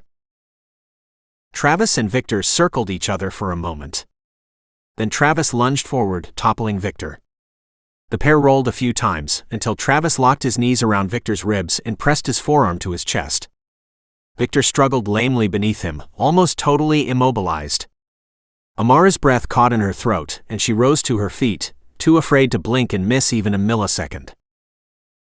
Travis held steady. The crowd roared around them while the referee approached slowly, holding up fingers as he counted. With 5 fingers up, he sliced his hands through the air. Submission. Amara blinked dumbly as the announcer's voice boomed excitedly through the arena. "Our new middleweight champion, Travis Heavy Holt." Tears pricked in her eyes, and she held the sides of her face, awestruck, as Travis hopped around the octagon, stoking the crowd's fervor. Then he climbed up the side of the cage, perching at the top, lifting his hands into the air. Eddie was a mess beside her, screaming himself raw and pumping his fists into the air. Amara jumped and waved, like maybe he would see her. His eyes scanned the crowd as he showboated, biceps bulging, body covered in a sheen of sweat. He hopped down after drinking in the cheers and adoration, sauntering over to the announcer, who held out the microphone for him. I want to thank my fans, Travis's sexy tenor began, his voice husky and a little breathless. I do this shit for you guys. The roar of the crowd turned into a walloping wall of noise. I need to thank Thor and Lex, my main men, my mom, my best buds, and, he swallowed, looking away, smiling into the audience, and I want you guys to know that every cent I earned tonight I'm giving away. Amara's mouth fell open, tears trickling down her cheeks. I'll be donating these earnings to Kid Power, an anti-bullying self-defense foundation that helps kids learn how to be strong and smart. Hoots and hollers rang through the arena. Amara looked around in wonder, seeing smiles everywhere. She looked at Eddie, who winked at her. Travis handed off the microphone and circled the cage a few more times, prompting cheers and cries. Eddie leaned back into his seat, rubbing his face, then looked over at her with an arched brow. Bar, why you cryin'? She sniffed, wiping away more of the spilled tears. Who cried at an MMA event? I'm so proud of him. She stilled her tongue before adding more. And I love him. Me too. Eddie smiled over at her, squeezing her shoulder. We should celebrate now. Let's go give the man the party he deserves. Travis basked in the quiet of the sponsor's car. He leaned against the leather backseat, eyes closed, relishing the muted sounds of traffic post-fight. He'd won. He fucking did it. Pride surged through him for the millionth time since that third-round submission. Holt was back, and there was no question about it. Fighting clean and hard. He balled his fists, feeling so light that he could float away. This was the peak. Where he could look down on his accomplishments, his sacrifices, all his lessons and tribulations, and just revel. The sponsor's car would take him from the arena to his next stop, a bar that Eddie had texted him about 15 minutes after the win. The tradition was always the same, no plans until the win, and then his best buds would arrange the details, simply telling him where to show. His mind wandered invariably to Amara. Had she seen the fight? Had she even been there? What would she think? The fear of a lukewarm reaction to the pinnacle of his career haunted him. He wanted to share this joy with her as much as he did with his buddies. The car pulled into the packed parking lot of a brightly lit bar with a patio. Travis pushed out of the back seat, thanking the driver, and then strode toward the front door, keeping the hood of his sweatshirt low on his forehead. His hand stilled over the door handle. He never knew what to expect at these things. A tremor of anticipation raced through him, and he pulled the door open, a whoosh of noise smacking him in the face. As soon as he stepped foot inside, a cheer filled the bar. Hundreds of unknown faces beamed at him, drinks and beer bottles raised in the air. He's here. Halt, halt, halt. Travis grinned, lowering his hood as Eddie, Lex, Jake and Gio raced forward, crowding around him, pushing and tugging at him. The rest of the bar pressed closer to see the celebrity. They pushed him toward the bar, and a line of people filed past, squeezing his shoulders, congratulating him, babbling about his skills. Travis had a permagrin, completely inundated by the attention. He leaned against the bar, waving as more people came. Eddie shouted a drink order to the bartender, who responded the first one was on the house for the newest MMA champ. Eddie cackled, tousling Travis's hair. You hear that? All these dudes are your fans, bro. When you win, you really win. Travis downed the shot that was offered to him, grimacing against the bitter taste. More claps on his shoulders from strangers, and miscellaneous congratulations. Once the crowd around him thinned a bit, he stretched and turned, gaze landing on a sultry set of eyes. He grinned as Amara dashed toward him, leaping into his arms. She laughed wildly in his embrace, hooking her legs around him. He looked up at her in wonder, her lush ass filling his hands, too amazed to even speak. Relief stormed him. Amara looked down at him, tears in her eyes. You are so fucking incredible. Her voice sounded raw, like it came from the actual depths of her soul. Do you understand this? Can you even fathom how incredibly amazing you are? He laughed, emotion tightening his chest. Her adoration was all the proof he needed. There was no lukewarm reaction coming from this one. Come on, babe. She sniffed. Tears clouded her eyes. I will be congratulating you on that fight for the entire next year." "You went?" "Of course I went. I wouldn't have missed it for the world." She wiggled out of his embrace, and he slid her to the floor. She wrapped her arms around his waist, burying her face in his hoodie. "You are a superstar." He smiled so wide he thought his face would crack open. He ran a hand through her hair, wishing this moment could never end. "Well, I feel the same about you. I can't believe I got you to come to your first MMA fight." She grinned up at him. "Only for you. I enjoyed it way too much. I thought I'd lose my shit, to be honest. It was so tense and emotional." Her words were like music to his ears. He stroked her silky hair. The pieces had fallen exactly into place. "It's amazing to watch, isn't it? Now you see." She nodded. "I do. But I see what you do. And I love what you do, Travis. I was wrong before. I didn't mean all that shit I said. I just couldn't see past what my dad did to our family. I know that's not you." "It's fine, babe." They rocked back and forth slowly, completely in their own world despite the thrum and rush of the bar around them. "We've all got our daddy issues." "And what about your move at the end? Giving away all your money to charity?" Her umber eyes were vibrant. "Were you trying to make my panties drop in the arena?" He laughed. "Yeah, well, there's this lady in my life who opened my eyes. I could be doing more, so I'm gonna. Plus, I wanted to see if I could make her take her panties off in the middle of a crowd." She shook her head. "I was an idiot to think that I could ever leave you. That I could walk away from this." Her eyes filled with tenderness. "Please forgive me. I know what I want, Travis. I just want to be with you. Please tell me you still feel the same way." His heart cracked in two. Like feeling differently had ever been an option for him. He cupped her face in his hands and smashed his lips against hers, coaxing a needy, sloppy kiss from her. They kissed so long that Eddie groaned from somewhere nearby. He caught him say, "Jesus, would you look at that?" Travis broke the kiss, grabbing her chin between his thumb and forefinger, searching out her gaze. "I love you, Amara. I want to be with you as long as I can." With her at his side, he felt invincible. Complete. Like he could take the world on and then some, accomplish more than what he ever could by himself. Her eyes welled up and she smiled. "Oh, is that all?" He laughed, pressing his forehead to hers. She was the perfect girl for him. Perfect in ways that continued to reveal themselves. Yeah, just that. A tear spilled, and she wiped it away. "I love you too, Travis. I'm yours." She pressed her lips to his, coaxing a desperate yet tender kiss. "As long as you'll have me." Emotion swelled inside his chest. "Looks like it's for the long haul then." He grinned, rubbing his nose against hers. "Because I want you forever, babe." Epilogue. Hey, have you guys seen Travis?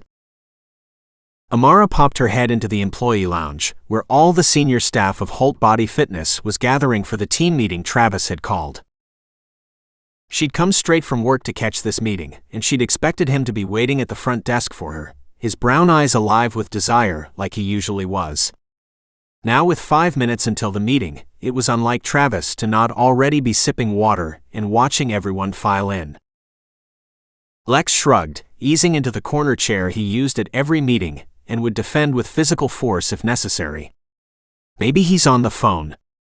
He's been getting a lot of calls lately. That was for sure. Amara grinned. The man was busier than ever, and she loved watching him step deeper into the role of businessman and creative entrepreneur. Damn near everything about Travis fascinated her, a fact that still hadn't changed nearly 6 months after his big win, which they formally made their anniversary date. Most days she was swept up in the busy flow of their life together, working with the non-profit during the day, helping out at the gym as needed, and doing whatever it took to brainstorm with her man and keep him on track. up to and including making sure he made it to his big meeting on time. Amara checked the weight room again and then headed back toward his office. Her skin prickled from wanting to see him. They'd kissed each other goodbye at 7:45 that morning, but at 4 p.m., it already felt like a lifetime had gone by without seeing him. And really, that's how she knew this was it. Travis was the one. She'd known from the day of his big fight, earlier actually, though she'd tried to talk herself out of it, and there hadn't been a moment since when she'd doubted the truth of their love. Almost 6 months later, and she was still hardcore honeymooning with this man. Would it ever end? Statistically, it had to segue into regular relationship mode at some point, but she suspected even that phase would be just as fun at Travis's side. Just as she reached his closed office door, her hand outstretched to go inside, the door swung open. Travis filled the doorway, his eyes crinkling at the edges once his gaze landed on her. "Hey babe," she said, reaching out for him. His big arms went around her, the manly scent of him bathing her in contentment. This. Right here. This man, this hug, this life together. She didn't ever want to consider what life would have been like without him. "There you are. You got here early." "I ended up meeting with my team earlier than expected," she said, propping her chin on his chest as she looked up at him. "And," he prompted, which caused a grin to blossom on her face. Even in the hustle and bustle of managing whole body fitness, Travis never forgot about her career and her accomplishments. "And everyone approved of my proposal to open up the new position," Amara said. It was a pet project she'd been cultivating for a few weeks, an admin support position that would be strictly filled by women who came through their doors seeking assistance. It was one way to ensure that the women who needed help could have better access to the jobs that could change their lives.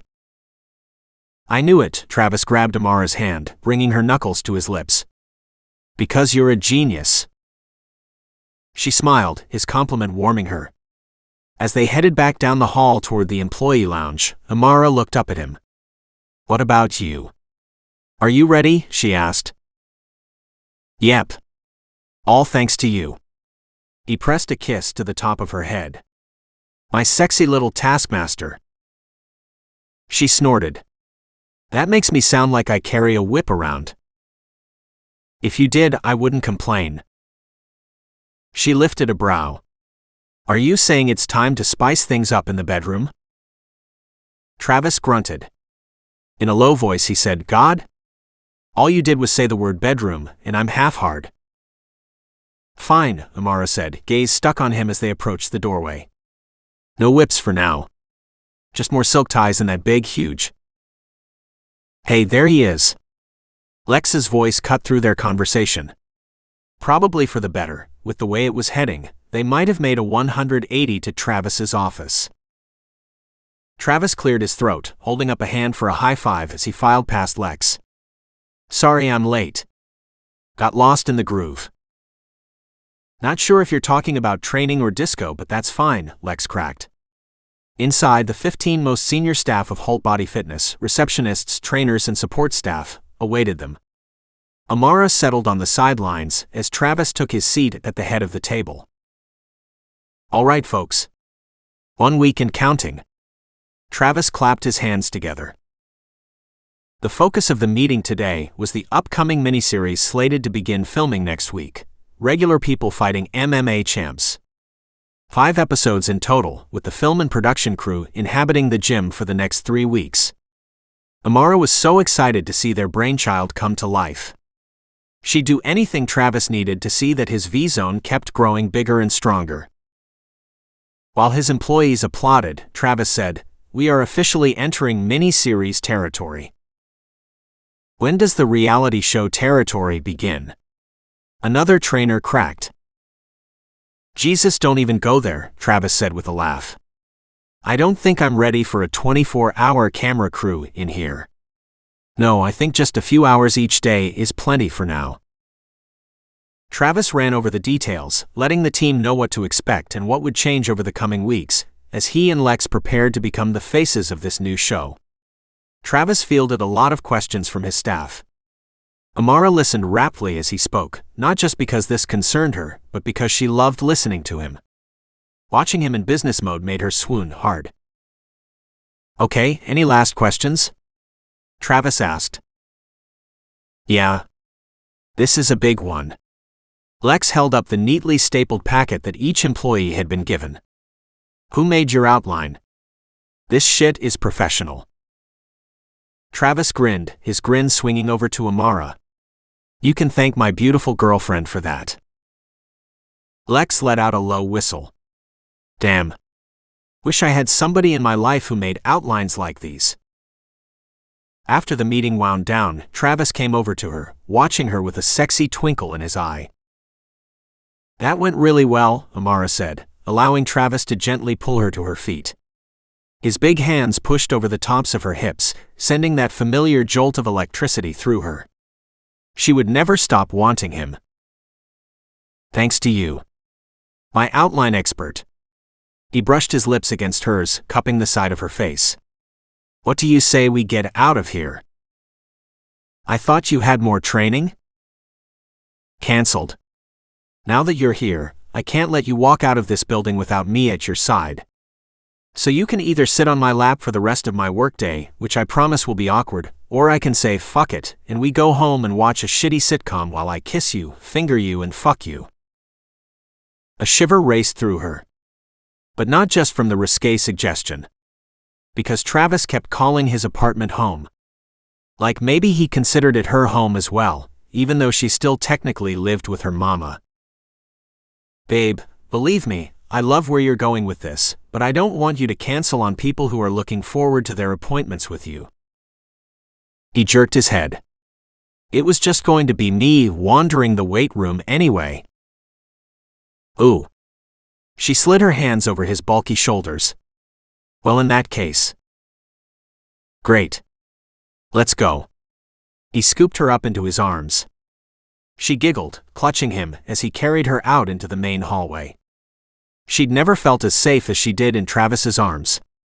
She melted into him, enjoying the ear-to-ear grin on his face as they headed for his office to grab their things. He kicked the door shut behind him and gently lowered her onto the edge of his desk, and her knees splayed open to welcome him between her legs. He grunted, his gaze hooded. Should have known we wouldn't make it out of here without a little office romance first, he murmured. We really should go back to your place, she whispered, right before he dipped down and caught her lips in a kiss. But he broke the kiss early, pressing his forehead to hers as he cupped her hands in his. Speaking of that, he whispered. I have a confession. Something deep inside her cinched. Maybe what she and Travis had was too good to be true. Like maybe one day, it would all come crashing down after one accidental revelation or mistake. What is it? Travis's dimple flashed. Well, it has to do with my place. Okay, and? She wriggled in his grip, as if the motion might make him reveal his truth more quickly. Travis paused, his chocolate gaze searching her face. Babe, I want you to move in with me. She rolled her lips inward, unsure where the sudden urge to cry had come from. Her limbs filled with heat, and before she knew it, an excited yell passed her lips. Are you serious? Of course I'll move in with you. Travis laughed, squeezing her into a hug. A couple tears escaped as she clung to him. Travis's lips found hers, and they kissed messily, over and over again. Amara moaned, finally ripping away when she absolutely had to breathe. I love you so much, Trav, she whispered, cupping his head in her hands. It physically hurts sometimes. Do you know what I mean? He nodded, his throat bobbing. I do, babe. I love you that much and more. She grinned, a tear making a hot trail down her cheek. Do you know how perfect you are? Travis kissed her tear away, flattening the palm of her hand over his heart. I'm not perfect, but we're perfect for each other. Now let's go so we can take the first load of stuff from your mom's house and move it into mine, he said, his own eyes shining with tears. She wouldn't mention it, because she already knew he'd deny it. And then we'll start our sexy time on the couch. You mean go grab a load now? She asked, already following him out the door of his office. Eddie's taking care of it. He already went to go talk to your mom. A laugh rippled out of her, along with more tears. Wow. You guys really planned this out. What can I say? When I know something's right, I go after it. He slung his arm around her shoulders, his words echoing through her, making her throat tighten once more. Too often she thought back, with guilt usually, but sometimes also shame, on how hard she'd fought to sabotage this blossoming relationship once she caught feelings. And thank God you do, she whispered, tightening her arms around his waist, trying not to blatantly cry as they walked through the foyer toward the main doors. Because you going after me was the best thing I never knew I needed. Travis brought her knuckles to his lips, his eyes shining again.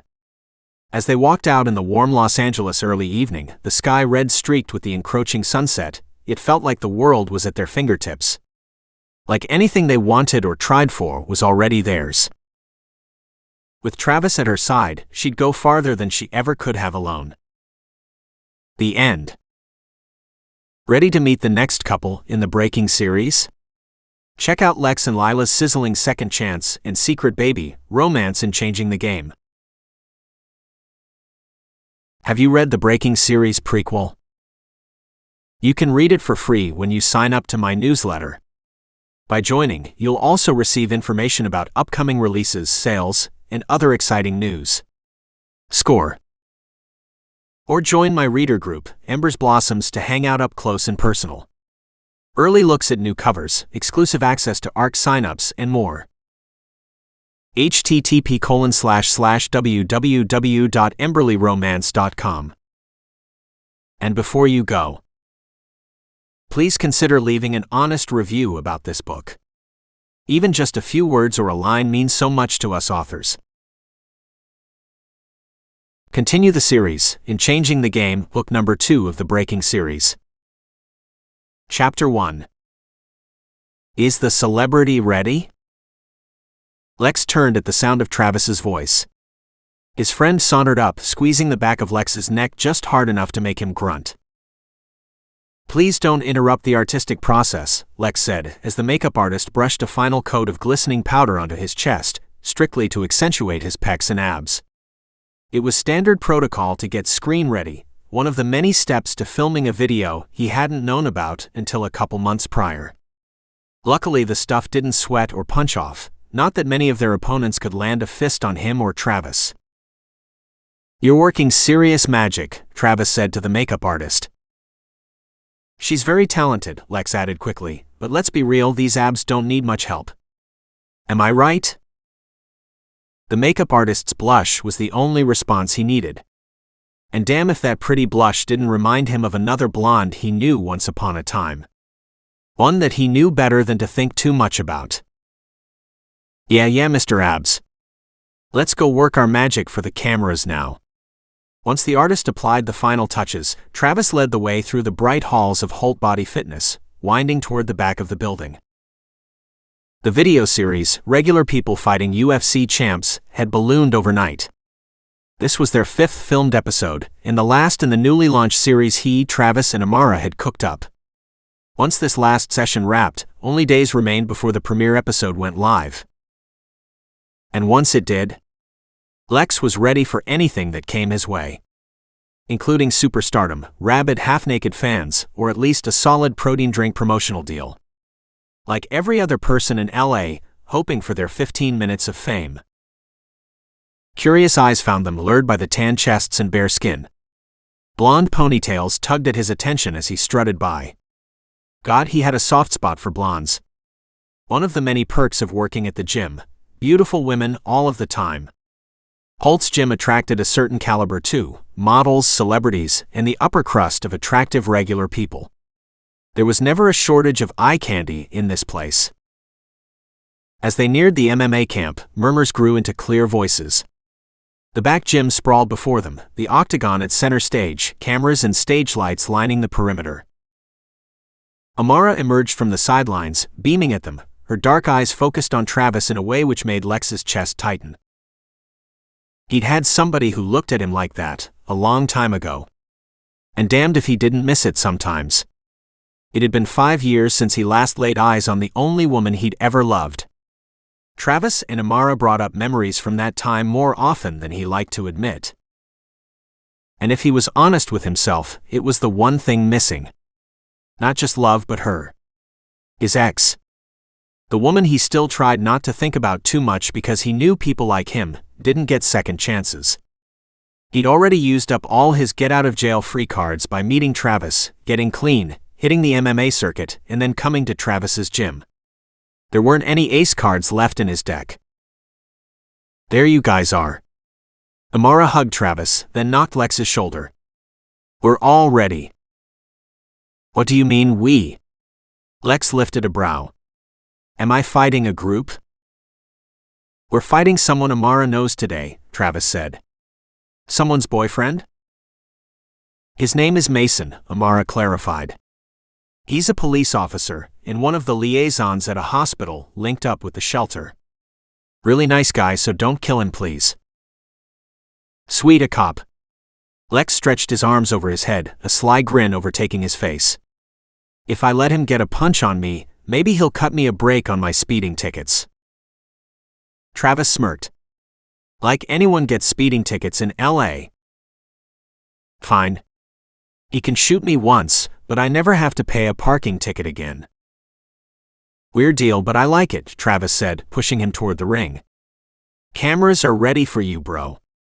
They already briefed him on the setup, so we're good to film a few takes. Lex sauntered over toward the area in front of the octagon where the meet and greets took place. The first step was to film the fighter and the civilian meeting for the first time, get some light-hearted conversation going, talk about expectations and background experience with fighting. Lex excelled at rattling them. He loved letting his cocky side come out, playing with the smirk on his face that had earned him the nickname Cheshire in his darker fighting days. Though he'd stopped using that nickname years ago when he got out of the fighting underworld, he felt the dark energy pulsing inside him from time to time. Days when he felt the tight claws of nostalgia, desperate to feel the lick of drugs in his veins, the careening rush of unhinged fights in forgotten warehouses. Mason stood near the octagon while the director conferred with him. He was neatly trimmed and rigid in khakis with a light blue button-up, exactly what he'd expect for a cop. A type of J. Crew handsome you could see on billboards. Lex turned to Amara. Where did you say you met this dude? Through a friend of mine. Her name is Lila, she's on a committee with me at the hospital. The name Lila sent a lightning bolt through him, sizzling from head to toe. She can't be the same Lila. He swallowed hard, scanning the gym to get a glimpse of each and every face. There had to be 1,000,000 Lilas in LA. The chance of this being his Lila was basically nil. His heart rate picked up. But what if it was? Oh yeah? A head of blonde hair tugged at his attention from the other side of the octagon. The woman faced away from him, talking to someone else. His stomach pitched toward his feet. You've never mentioned a Lila before. It's got to be her. He stared at the short, choppy blonde hair, the long black shawl, the fluid flick of her wrist as she gestured in conversation. From behind, she could have been anyone. But the way she stood with one hand planted on her hip, the other supporting her chin like her entire skeleton might collapse without these additional supports. She didn't need to turn around for him to know. He'd ribbed her about holding up her own damn chin for years. He smiled and furrowed his brow. She'd been his first and only love. His first and only heartbreak. She's a sweetheart, Amara said, her eyes lighting up.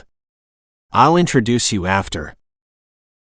Across the way, Lila turned, her heart-shaped face snagging him the same way it had all those years ago, the first time they saw each other in the school library as 17-year-olds.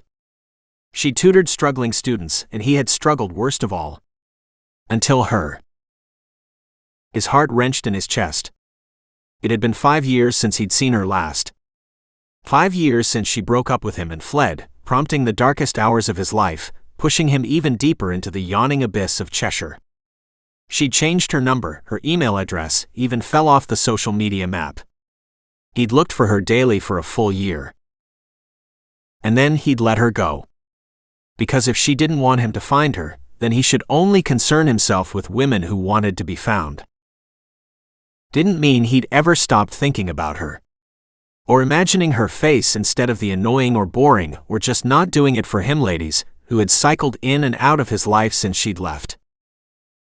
He stilled, unable to rip his eyes off her as her gaze swung toward him. When their eyes met, electricity streaked through him.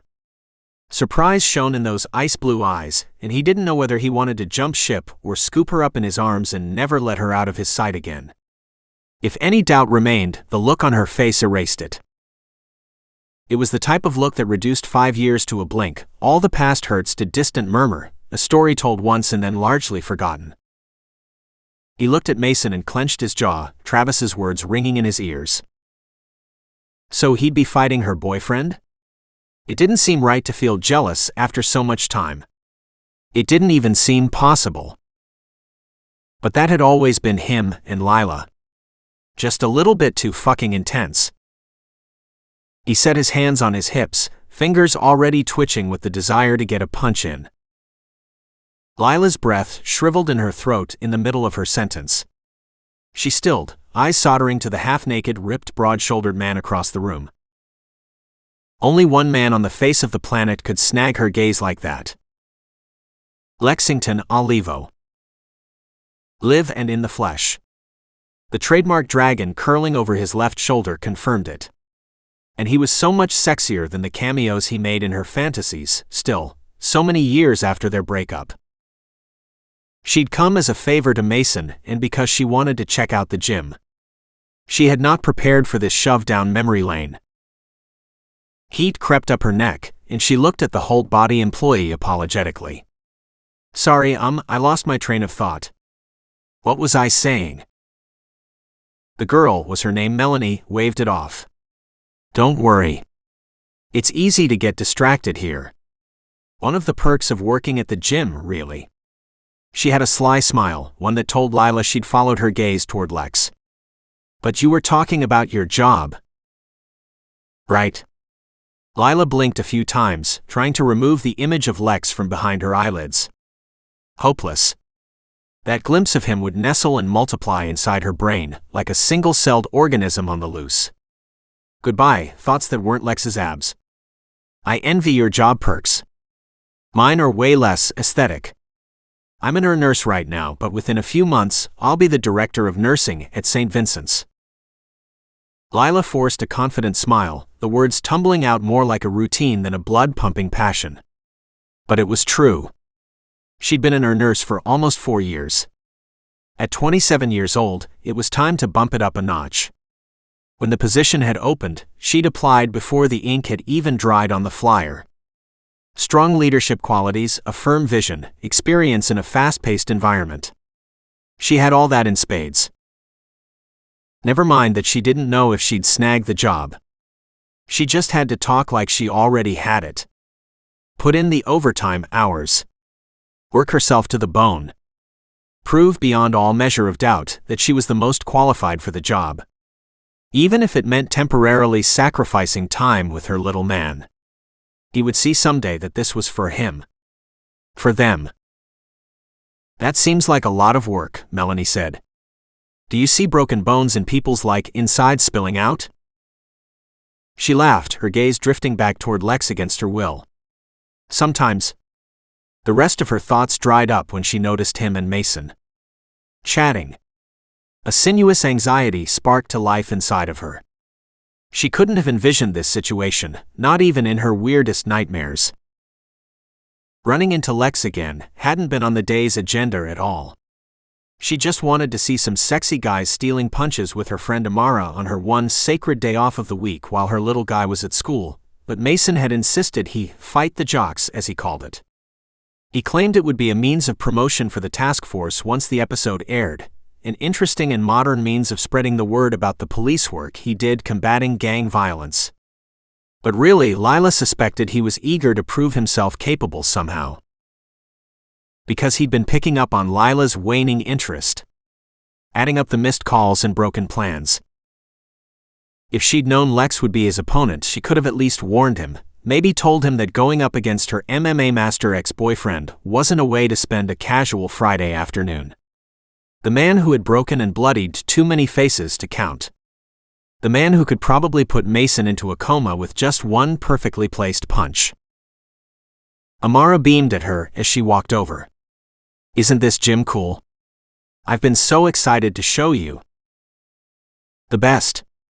She swallowed hard, looking around the industrial chic room. Her mind spun like a tilt-a-whirl, unable to focus on any one thing for long enough to make sense of it. "This is where you hooked up with Travis, right?"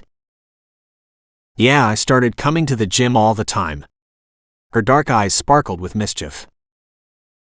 Lila's heart wrenched in a strange way. Maybe that's how you could hook up with Lex again. The thought shook her, made her eyes squeeze shut. Thoughts like that weren't allowed in her headspace. Not after all these years apart, not after all the amazing progress she'd achieved on her own. Lex was the past. Even though just a glimpse of him could send her to her knees. His mere presence begged her to gloss over their history, to reimagine it as not that bad. Lex's cool saunter made it easy to see him as someone entirely different. Like he wasn't still the same cocky asshole who'd badgered her into a beachside date 7 years ago. Or the smart-mouthed jerk who'd start fights on casual nights out at the bar just to see who would hit him first. Mason and Lex shook hands, and the cameras fanned out to capture them as they made their way into the ring. Lex had always been solidly built, but next to Mason he oozed confidence, a sturdiness that drew her in like a tractor beam. Lex grinned as he sized up Mason, satisfaction shining on his face. She shivered. Mason couldn't know he was her ex. Even though she had no intention of ever making it official with Mason, the fact that he was secretly showing down with her studly ex-boyfriend seemed like an unnecessary kick in the gut. Didn't help that Mason dedicated his life to tracking down gang violence and stamping it out. He'd be very curious to learn that Lex had a particular history with one of the gangs, currently on Mason's radar too. "So," Amara said, nudging Lila with her elbow. "Can Mama get some free time tonight? I'm sin niño until Sunday." "Why, you want to get into some trouble?" "You should come out to the bar with us tonight," Amara said. Travis wanted to meet up for a little celebration. You know, since the filming for the first season is done after today. A night out at the bar. It sounded like a forbidden luxury. Her life was equal parts mommy and nurse and nothing else. Her son Lane was with Grandma and Grandpa for a fun weekend trip to the redwood forest. If she'd forgotten what too many shots tasted like during a fun night with the girls, now was her time to find out. Lila watched Lex as he shook hands with Mason. His torso gleamed like a Greek god. The man radiated lightning bolts and seduction. "Who all is going?" "Just the guys. And whoever else they invite along." Amara laughed. "Though I trust you won't be bringing Mr. Mooney Eyes."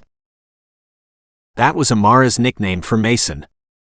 He'd had Mooney Eyes since the day his task force started at St. Vincent's. But as time wore on, Lila learned that Mason had Mooney Eyes for an idea. Not for her.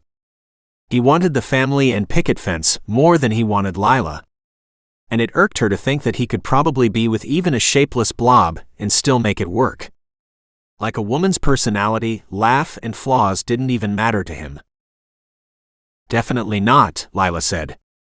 She'd come here today as a courtesy because they'd set this match up when she and Mason were still sort of a thing. But now, she was just itching to get away from him. Though today's appearance at his side wasn't all bad. Lila couldn't rip her eyes off the start of the match in the ring. Lex strolled the ring casually, as relaxed as a walk in the park. Mason hopped from foot to foot, his hands balled into rigid fists in front of his face. Lex leaned over and swiped at him like a cat playing with his food. The curve of his lips held her transfixed, made her belly do a nosedive into the bottoms of her feet. How can the sight of him feel like no time has passed at all? 5 years was serious. They were practically different people by now. Who knew what Lex had turned into since they broke up? And who knew if he could ever accept her new life? But his presence in the room called to her like a throng of sirens on a rocky outcrop. Luring her near, begging her to make contact. 5 years could change everything. "So what time should we meet up?" The words popped out of her unbidden. Lex would be there, he had to be. Let's say 7. Amara lifted a brow. We'll meet at the corner bar by the gym. Lila drew a low breath as Mason launched a punch, missing Lex entirely. He charged then, swinging at Lex's torso, which Lex sidestepped and reversed on him, bringing Mason clattering to the ground. A swell of ooze, and then Lex helped him up, patting him on the back. Hopefully Mason didn't get injured enough that he'd claim he would need Lila's nursing skills that evening. Because Nurse Lila was officially booked for the evening. Even if all she'd nurse was a Cosmo while she stared at Lex from across the bar. Looking wasn't the same as initiating. Looking was perfectly allowed. And it was practically a sin not to look at a man like Lex. His body begged it, and he'd only improved since the last time she'd seen him. Her last glimpse of him had been at 1 a.m. on a weekend night as she feverishly packed her bags at age 22, uprooting the life they'd shared in an apartment for 2 years. She remembered the moment as if it had happened only a week ago. His voice had cracked with desperation amid pleas that she stay. That she give him just one more chance, that he wouldn't use again, and that this time he was serious. He'd blocked her exit on her first attempt, punched a hole in the wall on the second, and the third time she ran out and never looked back. Her eyes watered and she cleared her throat. How could she have fallen so hard for someone with such a shadowy dark side? After Lex she'd sworn never again.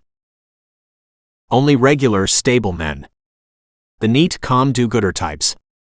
The guys who got excited for steakhouses and draft beer, the guys who watched fights on television and had never thrown a real punch in their lives. The American Joes who pined for picket fences and weren't trouble. She drew a shaky breath, watching Lex block his face almost lazily as Mason swung at him. Regular guys like Mason were what she needed. Police officer who worked behind a desk, wanted kids, came home by 5 every day. But she couldn't convince herself to want him, or any of the other vanilla guys dotting her dating history. No matter how damn hard she tried to want them, they fell short.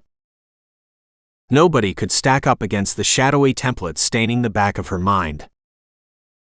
Keep reading Changing the Game here. Changing the Game.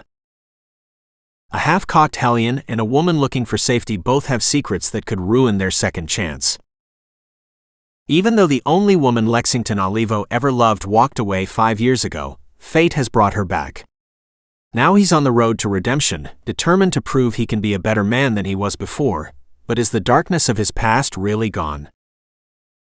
After a tumultuous relationship with Lex ended 5 years ago, Lila knows her safest bet is to keep her distance.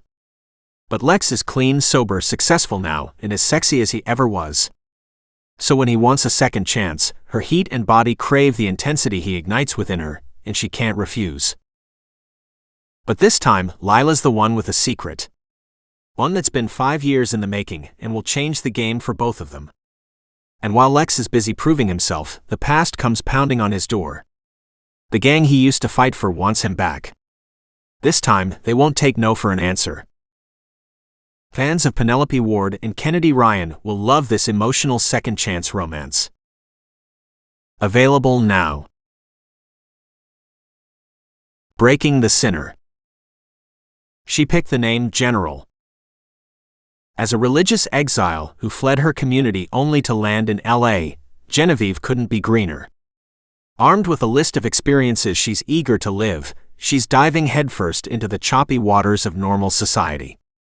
Then she meets Cobra. There's nothing normal about the resident gym bad boy who struts around like he could undress her with his eyes alone. And he goes by Cobra. Cobra knows better than to believe in blessings. Snagging this stable job at Whole Body Fitness is the only break of luck he's had since his life took a nosedive as a teen, but it's just a matter of time before this goes downhill too. Which is why when ultra-innocent General stumbles onto his bleak path, he's eager for the distraction provided by the oblivious bombshell. He can help her live her list, but only so far. Because Cobra's only good at being temporary. They both have lives they left far behind them. Setting 3 months to wade through Jen's list of sins, the two of them plunge headfirst into something equals parts sizzling and intense. As Cobra inches nearer to securing his permanent spot at the gym, he comes even closer to a scary new reality. One that might be too good to be true. One that will force him to choose between the only family he's ever known and the one thing he swore to never need: love. Start reading now. Breaking the habit. He's on a warpath to fame. And Levi Swain doesn't care who knows it. The more people that know him, the better. As the hottest MMA rising star, opportunities are materializing out of thin air. When a wealthy sponsor approaches him, looking to have Levi cause a tabloid-worthy scandal, Levi only knows how to say yes. He didn't come to war to lose. Except he never counted on meeting Riley. The glam-shy bombshell who won't touch fame with a 10-foot selfie stick. Levi planned on her ending up another notch on the bedpost, where every girl ends up. Instead, Riley is everything he wasn't looking for. Out here in Hollywood, he can have fame or he can have true love. But he can't have both. Start reading now. Breaking the fall. In the live music industry, Eddie Valenzuela's seen enough bands to know what good really sounds like. During one wild night out, he collides headfirst with an up-and-coming singer who puts good to shame. She's got the voice, the look, and holy hell, the body too. But after a sizzling week together, the singer who seemed like Mrs. Right turns out to be Mrs. Not Quite Right when she disappears without so much as an Instagram handle. Fiona Frank's only goal in life was to make it big doing what she loved, playing music. And her hard work paid off, in the form of a big-time record deal that has her doing TV shows, radio spots, and even her first international tour. Her career is built on spurning love and staying single, though she's never been opposed to the occasional lover. As long as they don't last. And she'll do whatever it takes to make sure that the world falls in love with the Sin Girl. But she wasn't ready for the positive pregnancy test on her first international tour. There's only one man that could be the father, Eddie. While Fiona grapples with the next steps, Eddie goes gung-ho being the family man she never asked for, and the pressure from the label is mounting. If they discover her secret, she can kiss her contract goodbye. Which means she has to figure out how to break her fall. Available now. The Bayshore Series No. 1, Make Me Lose. Grayson Daly and I aren't just rivals. We're enemies. Born minutes apart on the same day in the same hospital, our parents thought this meant we were somehow destined to be together. We knew, were we just destined to beat each other? Competition boiled over until junior year, when the Cold War turned into an unexpected peace offering. Maybe my hormones allowed me to notice his broad shoulders, stormy gray blue eyes, and soccer star's chiseled frame. But after I fell for him, he stomped all over my heart. 10 years later, I'm at the top of the realty game in Bayshore, and Grayson is just a distant memory. Until he shows up from NYC, his ego bigger than a skyscraper, and asks me to sell the house he recently inherited. It's easy to say no. Even though I want to climb him like the jungle gyms we used to dangle from in strong-arm battles. But I forgot that Gray doesn't take no for an answer. And that he isn't content unless he's defeating me. He butts into my evenings on the boat. Ropes me into water skiing battles. Even shows up at the bar and creates a scene when I'm scouting a date to the upcoming bicentennial ball. It's almost like he's gunning to win me. But if he wins, that means I lose. And I'm not ready to cede victory just yet. Start the rom-com series now.